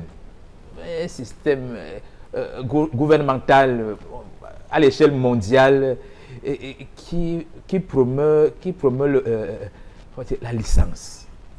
Hein? Quand on voit les actes comme aujourd'hui, on voit seulement ce qui s'est passé au lycée de Newbell. Mais ça fait 2 ou 3 ans que les mêmes actes ont eu lieu aux États-Unis. Hein. Un enfant renvoyé qui est venu dans l'établissement qui a fusillé toute une salle de classe. N'y a-t-il pas des parallèles à tracer? Et de voir peut-être qu'on vit dans un monde en pleine psychose. Je l'ai évoqué tout à l'heure, un élève qu'on retrouve avec une arme à feu, à Berthoin par exemple. À Berthoin. Oui, et l'élève qui était sur ce plateau qui dit dans son établissement, tous les samedis, ils sont victimes de ces violences, des enfants qui viennent de je ne sais d'où et qui viennent les agresser parce qu'ils ont soit les lames, soit les couteaux. Tout ça, il faut avoir une dose de courage. Oui. Peut-être c'est ça qui donne le courage. Peut-être c'est ça qui donne le courage, mais les enfants, quand on connaît, une fois encore, il y a un psychiatre sur ce plateau, mais quand on connaît l'enfant, ou l'enfance en général, mais l'enfant ne va pas chercher le courage dans la drogue. L'enfant va chercher ce qu'ils appellent le zen, le bien-être. Un enfant ne devient violent que parce qu'il y a l'absence de la drogue, de ces substances-là, parce qu'il est devenu addictif. Cela devient violent. Mais quand un enfant prend la drogue, quel que soit ce qu'il prend, c'est d'abord pour être bien. Mais j'en connais des enfants qui disent, mais mon père, quand j'ai pris moi mon shit, mais je peux lire, je retiens vite, j'ai fait des mathématiques, parce que je me sens bien. Il y a donc une recherche de bien-être à travers la drogue, pas une recherche de la violence. Donc là, on me dit, mais pourquoi est-ce que notre société aujourd'hui met à la disposition de la jeunesse la drogue? Alors, et quand c'est répété, et quand on voit donc que c'est pensé en haut lieu, ces choses-là, ce n'est pas un hasard. Si la drogue arrive à l'école, ce n'est pas un hasard. Il y a moyen de contrôler. C'est-à-dire que ceux qui pensent le monde actuellement ne veulent plus entendre parler de valeurs, mais ils veulent parler de quoi? De bien-être, mais un bien-être qui soit artificiel. On ne veut plus que les gens réfléchissent. Il faut qu'ils se sentent bien. Mais parfois... il faut un élément motivateur. Oui, mais parfois, je m'assois, je vois des camions de bière. Là, on parle des bières qui montent, qui descendent. Je me dis, mais pourquoi encourage-t-on pourquoi doit-on boire la bière, tant de bière? C'est l'abbé qui pose la question. Oui. Monsieur l'abbé. Voilà, je ne réponds pas. J'imite un peu mon voisin. Là, cherchons un peu. Oui. Donc, il vaut mieux de bonnes questions dans la descente là tout à l'heure. Oui, comme les professeurs. Nous vivons dans un monde, la violence aujourd'hui est stigmatisée. Et tout le monde veut cela comprendre, mais ce n'est peut-être pas la violence qu'il faut comprendre. Là, on cherche, on utilise le système occidental qui consiste à guérir les symptômes et pas les causes. Oui. Là, ce n'est pas la violence qui fait pour nous aujourd'hui. Cherchons les causes ailleurs. Pourquoi devient-on violent?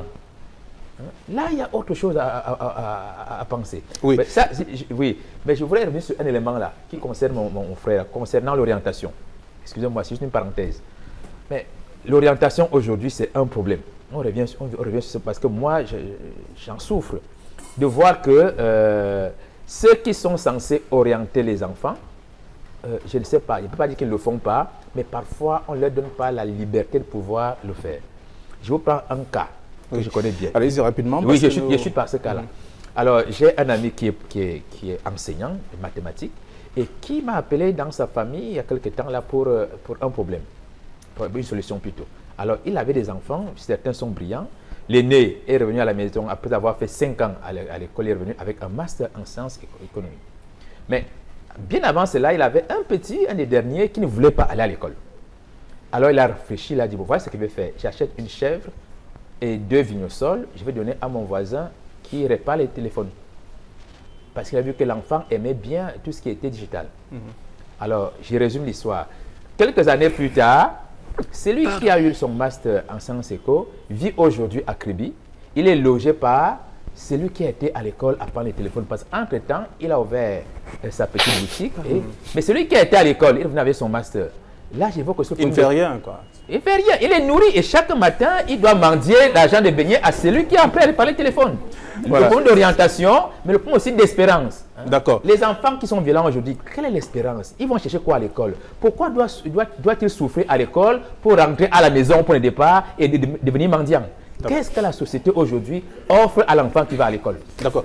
On n'aura certainement pas fait le tour, mais nous sortons de l'émission dans un instant. On va faire le dernier tour de table en 1 minute pour comprendre un peu qu'est-ce qui a pu motiver ce jeune à aller poser son acte. On a compris, à partir notamment des explications des uns des autres, mais seulement il y avait un autre phénomène. À l'époque de Père son âme, de Louis Bapès, ministre des enseignements secondaires, on a carrément dissous la chicotte. Dans les établissements, on a dit qu'il ne faut plus taper sur les enfants parce que ça pouvait peut-être créer autre chose. Mais seulement, est-ce que ça n'a pas favorisé justement l'éclosion de la violence qu'on observe aujourd'hui? Parce qu'on voit bien que les élèves sont des amis des enseignants, ils boivent ensemble, ils font tout ensemble et parfois, c'est l'élève qui paie le taxi à l'enseignant. Bon, enfin, moi, je crois que c'est pas parce que la chicotte a disparu que l'élève est l'ami du professeur.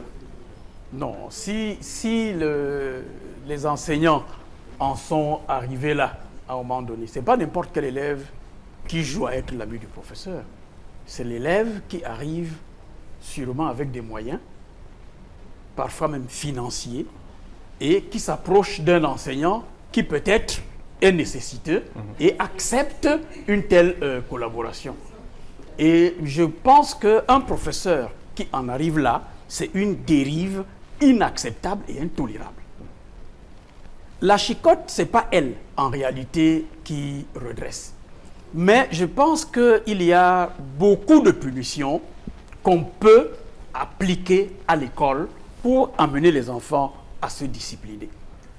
Je ne pense pas que les 15 coups que M. Ateba me donnait au coup moyen 2, parce que lui, il disait demi-faute 2 coups. Merci à M. Ateba. Il a formé un bon proviseur. Oui. Demi-faute 2 coups. Donc, si vous avez 5 fautes, vous êtes mort, parce qu'une faute entière, c'est 4 coups. Bon, je ne pense pas que ce sont ces coups-là qui règlent les problèmes, mais c'est une discipline suivie de manière régulière et progressive, de punition progressive qui amène même l'enfant, dans lesquelles même on fait participer l'enfant les intègre et vit sa punition en l'acceptant, en comprenant pourquoi il est puni. Je crois que c'est ça qui est important dans nos établissements aujourd'hui. Malheureusement, on ne le fait pas. Même ça, c'est interdit. Parce que même demander à l'enfant d'aller nettoyer de l'eau à la véranda, ça même aussi, c'est déjà interdit. On va vous dire qu'il n'est pas cuisiné chez vous, il ne fait pas ça chez lui, il ne doit pas le faire.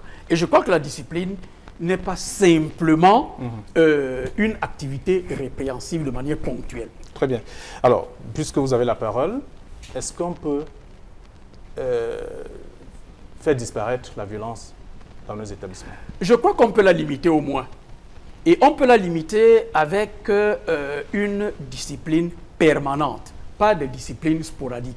Parce que le proviseur arrive, coup de poing, spécial discipline. Pendant toute une semaine, vous voyez un proviseur au portail tous les matins à 6 h, il ouvre le portail à 7 h. Mais il le fait en une semaine. Et après une semaine, tout le monde sait qu'il s'est fatigué. Et puis on va recommencer. Mais une discipline, c'est quelque chose de permanent. Le proviseur est au portail tous les matins à 7 h pour ouvrir son portail. Et c'est possible. Les gens l'ont fait et on l'a vu. À Jos, par exemple, nous avons mis un système sur pied qui était tel que le proviseur était le premier surveillant de secteur. Il est là.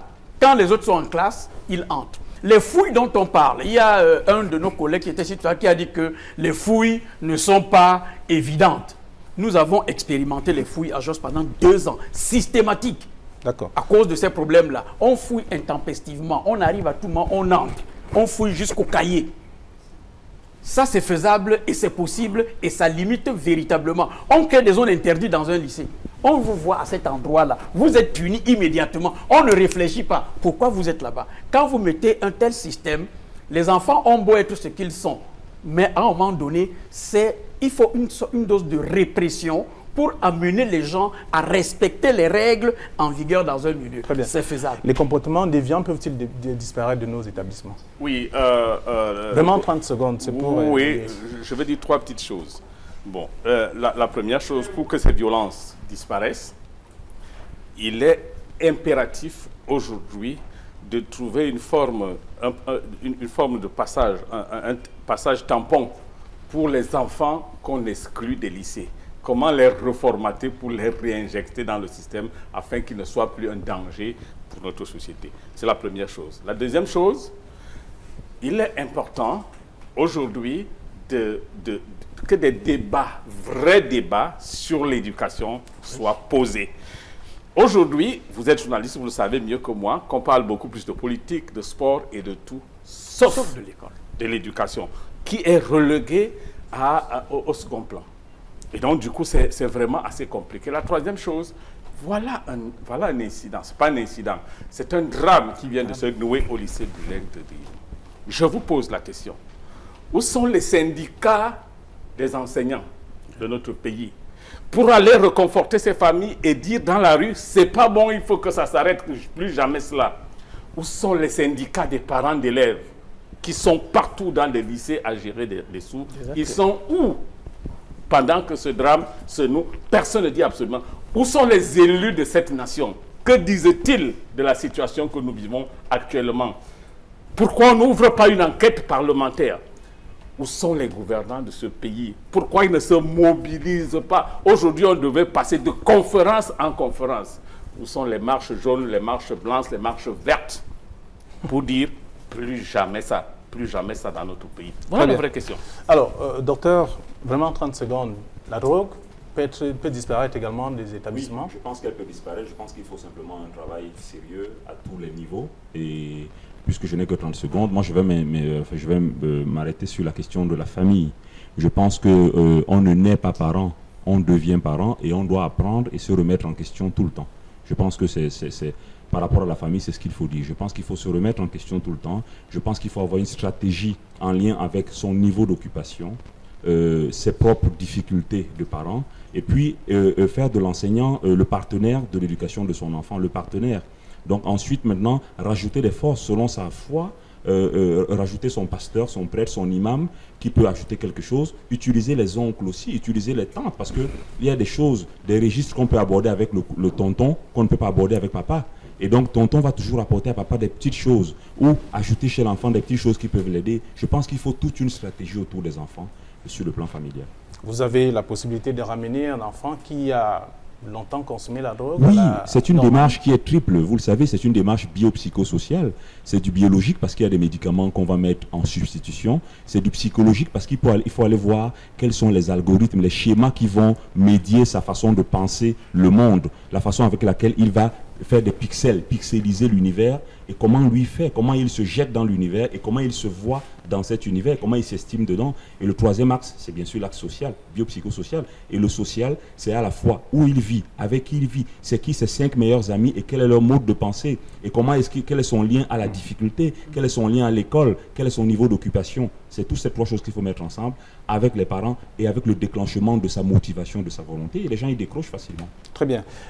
Monsieur l'abbé, sous la forme d'une prière, est-ce que tout ceci peut disparaître? Oui, sous la forme d'une prière, oui. Je vais résumer tout ce que j'ai voulu exprimer ce soir en disant commencement de la sagesse, la crainte de l'Éternel. Si déjà les parents prennent le soin de montrer des limites à l'enfant et dont la discipline, qui commence d'abord par accepter qu'il y a un être transcendant qui s'appelle Dieu, qu'on ne sommes pas tout puissants, apprendre aux enfants à prier à la maison, cela aide déjà à l'enfant à avoir une hygiène de vie qui n'est pas seulement spirituelle, mais qui est à la fois sociale et intellectuelle. On voit savoir les gestes de l'enfant quand il prie. Apprendre l'enfant à plier les bras, à se mettre à genoux, c'est déjà un début d'éducation. Donc pour moi, il faut remettre la prière au cœur de la famille. C'est mon mot. Commencement de la sagesse, la crainte de l'Éternel. S'il n'y a plus de crainte de l'Éternel, alors le monde va dans tous les sens. Merci beaucoup. Merci à vous, chers messieurs, d'être venus. Monsieur le proviseur. partager avec nous ce que vous dites? Vous êtes en train de parler. Il veut que vous répétiez ce que vous me disiez. Bon, voilà, enfin, je vous le dis. Hein. En fait, j'étais en train de dire à Docteur que finalement, le temps était très court. Au moment où j'allais vers les conclusions, j'ai été coupé. Mais heureusement qu'il a exactement dit à la fin ce que je voulais dire, c'est-à-dire la relation entre les enfants, les parents, leurs amitiés. Oui. Parce que même les parents, là, ils savent que c'est toujours l'enfant, c'est toujours l'ami de leur fils qui est mauvais. C'est lui qui entraîne le leur. Voilà. C'est pas son enfant qui est mauvais. Monsieur le proviseur, il me dit souvent,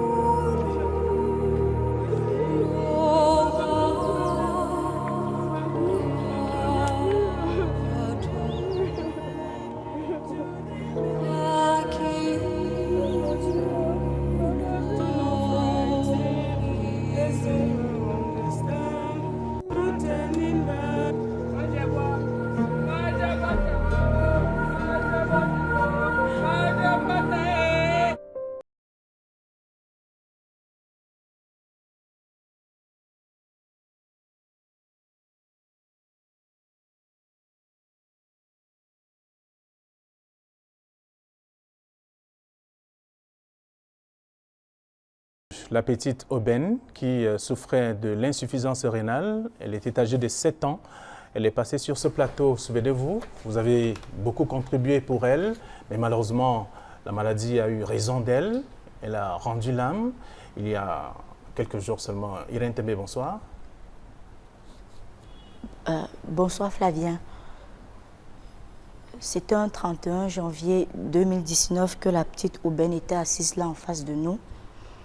Et malheureusement, c'est avec une note de tristesse que nous annonçons le décès de la petite Aubaine, comme vous avez vu dans les images. Malgré cela, nous disons merci à toutes les personnes qui ont bien voulu contribuer pour que la petite Aubaine puisse retrouver le sourire. Nous allons rendre compte des différentes contributions qui ont été effectuées. Famille Moukam, 2000 francs. Une famille bienfaitrice à Kribi, 25 000 francs. Bienfaitrice de la Cité des Palmiers, 1500. Flaubert et Eunice, 2500. Bienfaiteur Quartier Niala, 5 000 francs. Léopold Simo, 2 000 francs. Une famille bienfaitrice, 20 000 francs. Un bienfaiteur, 10 000 francs. Kotumba Paul Bienvenu, 10 000 francs. Une orpheline de PK14, 1500. Famille Kenchi, 5 000. Famille Alexandre Fokou de Yaoundé, 5 000. Bienfaiteur d'Aqua, 25 000. Anon Adeline de Garoua, 5 000 francs. Alexis Tamwo, 1000 francs. Les diacres de la rue, 20 000. Amical Collège du Levant, promotion 98 par le biais de son président Djouké Fabrice, 50 000. Maman Jeannette, 1000 francs. Monsieur et Madame Kanwa, 10 000. Liliane Tao de Bafoussam, 3 000. Golekoum Anastasie, 3 000. Bienfaiteur, 5 000. Une donatrice, 2 000. Anne Cornelia Thiefong Mathiesa, 3 000.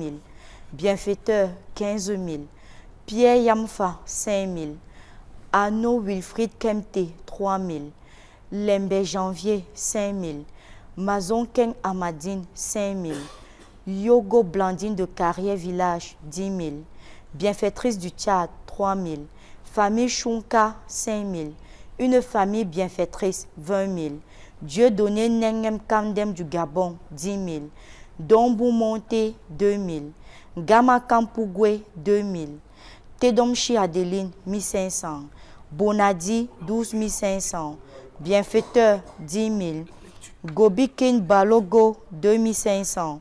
La famille Temgwa, 10 000. La famille Moukam, 2 000. Un couple de Bonapriso, 10 000. Famille Kameni, 5 000. Famille Fonkou Pauline, 15 000. Madame Nia, 2 000. Une famille bienfaitrice à Kribi, 25 000. Marlise Notué de Bonamoussadi, 5 000. Famille RTT de Lorpom, 2 000. Famille Chouala de Yaoundé, 2 000. Anonyme, 10 000. Anonyme, 5 000. Un chrétien de Vomeka, 20 000. Kouania épouse Bouefette Juliette, 1000 francs. Goat, 3 000. Le solitaire, 1 500. Bienfaiteur, 2 500. Groupe Bensikin Basso de Bahanté, 1000 francs. Une bienfaitrice, 500. Bienfaitrice de Loum, 10 000. Personne anonyme, 5 000. Nathalie, 1 500. Monsieur Kitio, 3 000. Une famille à Lorbe-Sou, 5 000. Famille Koué à Lorpom, 4 000. Bienfaiteur, 1000 francs. Anonyme, 15 000. Niada Karine Blanche, 3 000. Grande Z, 1000 francs. Saya, 5 000. Monsieur Tongle, 2 500. Goufo de Limbe, 10 000. Koulou Brice, 2 500. Alexandre Foucault, 5 000. Thierry Lonsi de Koto, 15 000. Angéline Monté Djena, 23 000 francs. Le total des contributions s'élève à un montant de 1 102 000 francs CFA. Et pour le cas de la petite aubaine, nous avons dépensé la somme de 704 000 francs CFA à l'hôpital et le reliquat solde actuellement dans les caisses se lève à un montant de 398 000 francs. Si la régie veut bien m'aider, 398 000 francs CFA est le solde en caisse actuellement pour le cas de la petite aubaine. Hélène Tembe, je vais vous donner ce mouchoir pour vous essuyer les larmes. Je sais que vous êtes tout autant touchés que nos chers téléspectateurs qui ont contribué, en tout cas, pour chercher le bonheur de cette fillette aubaine, mais malheureusement, la maladie a eu raison d'elle. Il n'y a pas que Aubaine qui est dans cet état, il y a également le cas de Merveille, que les téléspectateurs ont vu également passer sur ce plateau, qui a également rendu l'âme quelques temps après, faute justement de n'avoir pas pu solutionner son cas. Les images vous sont présentées juste. Oui, excusez-moi, le 28 février, la petite Merveille était présente sur ce plateau. Malheureusement, elle nous a également quittés. Et les différentes contributions à son encontre les différentes contributions pour Merveille sont les suivantes. Pour les personnes qui ont bien voulu contribuer, nous les disons déjà merci pour le geste. Nous avons Oscar de Banga Bakoko, 2 000 francs. Une chrétienne de Côte-Côte de Bafoussam, 5 000 francs. Mama Voula, 5 000 francs. Monsieur Abesolo, 5 000 francs. Aimé, 50 000. Mazigui Marie-Noël, 5 000 francs. Départ Poudjabi, 10 000 francs. Bienfaiteur, 5 000. Kitio, 10 000. Mutuelle Balako, 2 000. Olivier Ndior, 15 000. Le président de la mutuelle de Isakam, 10 000 francs. Bienfaiteur, 5 000.